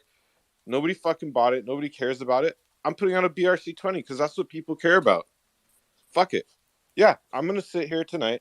I'm gonna fucking make a BRC20, and I'm gonna buy clones with the BRC20 profits actually, and I'm gonna start a fucking creator DAO, and I'm gonna give away the fucking clones to people. And then everyone else can kiss my ass and hold on to the BRC20 that's just a JSON file while creators get clones. Yeah, I like that.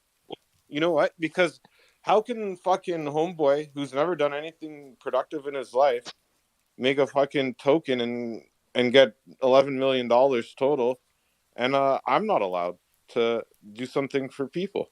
That doesn't make no sense. Hold on, I think your name will, translate perfect into a token ticker, which is Kuro.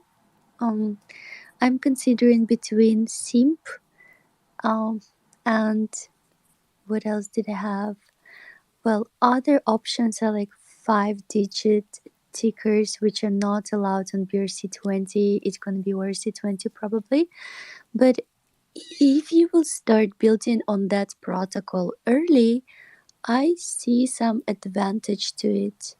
But Oh, of but I'm course, gonna do them dirty though, because I don't like. This is what I'm gonna do, Polly. no, you I'm gonna don't make do it them so dirty. I mint every single one of the BRC20s myself, and then I'll get it listed on Magic Eden, because I have the plug to Magic Eden, and then I'll just sell them all to people, and then I'll buy clones with the money. That's what I'm gonna do. You know what? Because I'm tired of always people be like, bro, you put so much money into your comic stuff. You did all the stuff yourself. Blah blah blah. So what? So what? I'm just gonna do it. You know why? Yeah, that's what the Kuro BRC20 is gonna be. It's gonna get all the creators that can't afford a fucking clone, that do dope shit every fucking day, a fucking clone. I don't care anymore. Actually, this is a recorded space. Tomorrow, I'm gonna make my fucking Twitter page today. I have more fucking followers than all of these fucking influencers on my accounts. That's the funniest part about this. Is like I've never had to do anything fucking shady or any of that shit. I tell people straight up, I get paid. I pay myself. We set a record today of Kuro unhingedness all in one space. Like, we got to save this space forever, dude. This Man one. went So, in, bro. so I just gotta ask him one question though. If you send me the link to your comic book and I pick it up and I hold it, do I get access to the pre-sale? The PRC, get an Yeah, airdrop, yeah, baby. that's actually what I'm gonna do too. You know, I made a ERC20 token for my pass holders because none of them want to sell. I fucking put in fucking 5 ETH fucking bid wall on the fucking thing for 20 fucking passes because I wanted back my passes because I didn't even want to sell them to begin with. That last sentence had 7 fuckings in it. My man is really on it.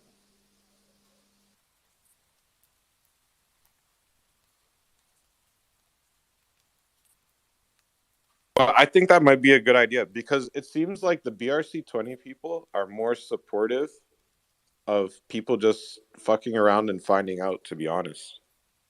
Oh, by the way, did you hear that debate that Udi had? I guess I'm not sure why this particular group of OG believers in DeFi are called Laser Eyes, but the debate was between Udi and the Laser guy Eye, and it was pretty heated. Um, but yeah, then it's resolved to both of them unblocking one another. So I guess it's ended on the positive note.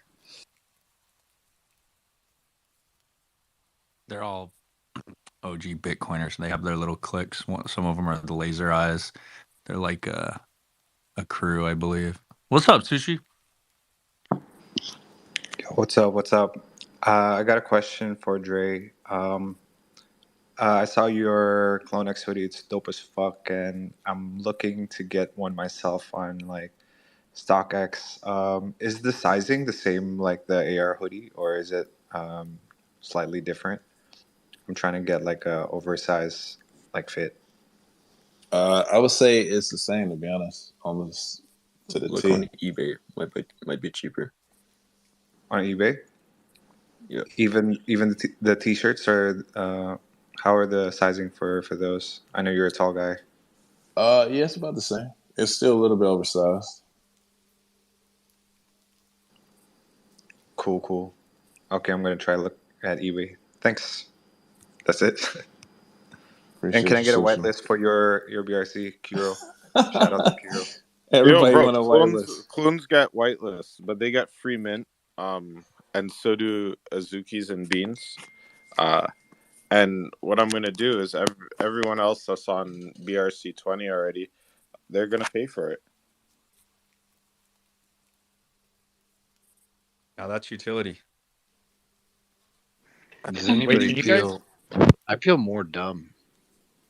can you guys see the render that Rupsy made for us at the top? I love it. It's a yoga mat.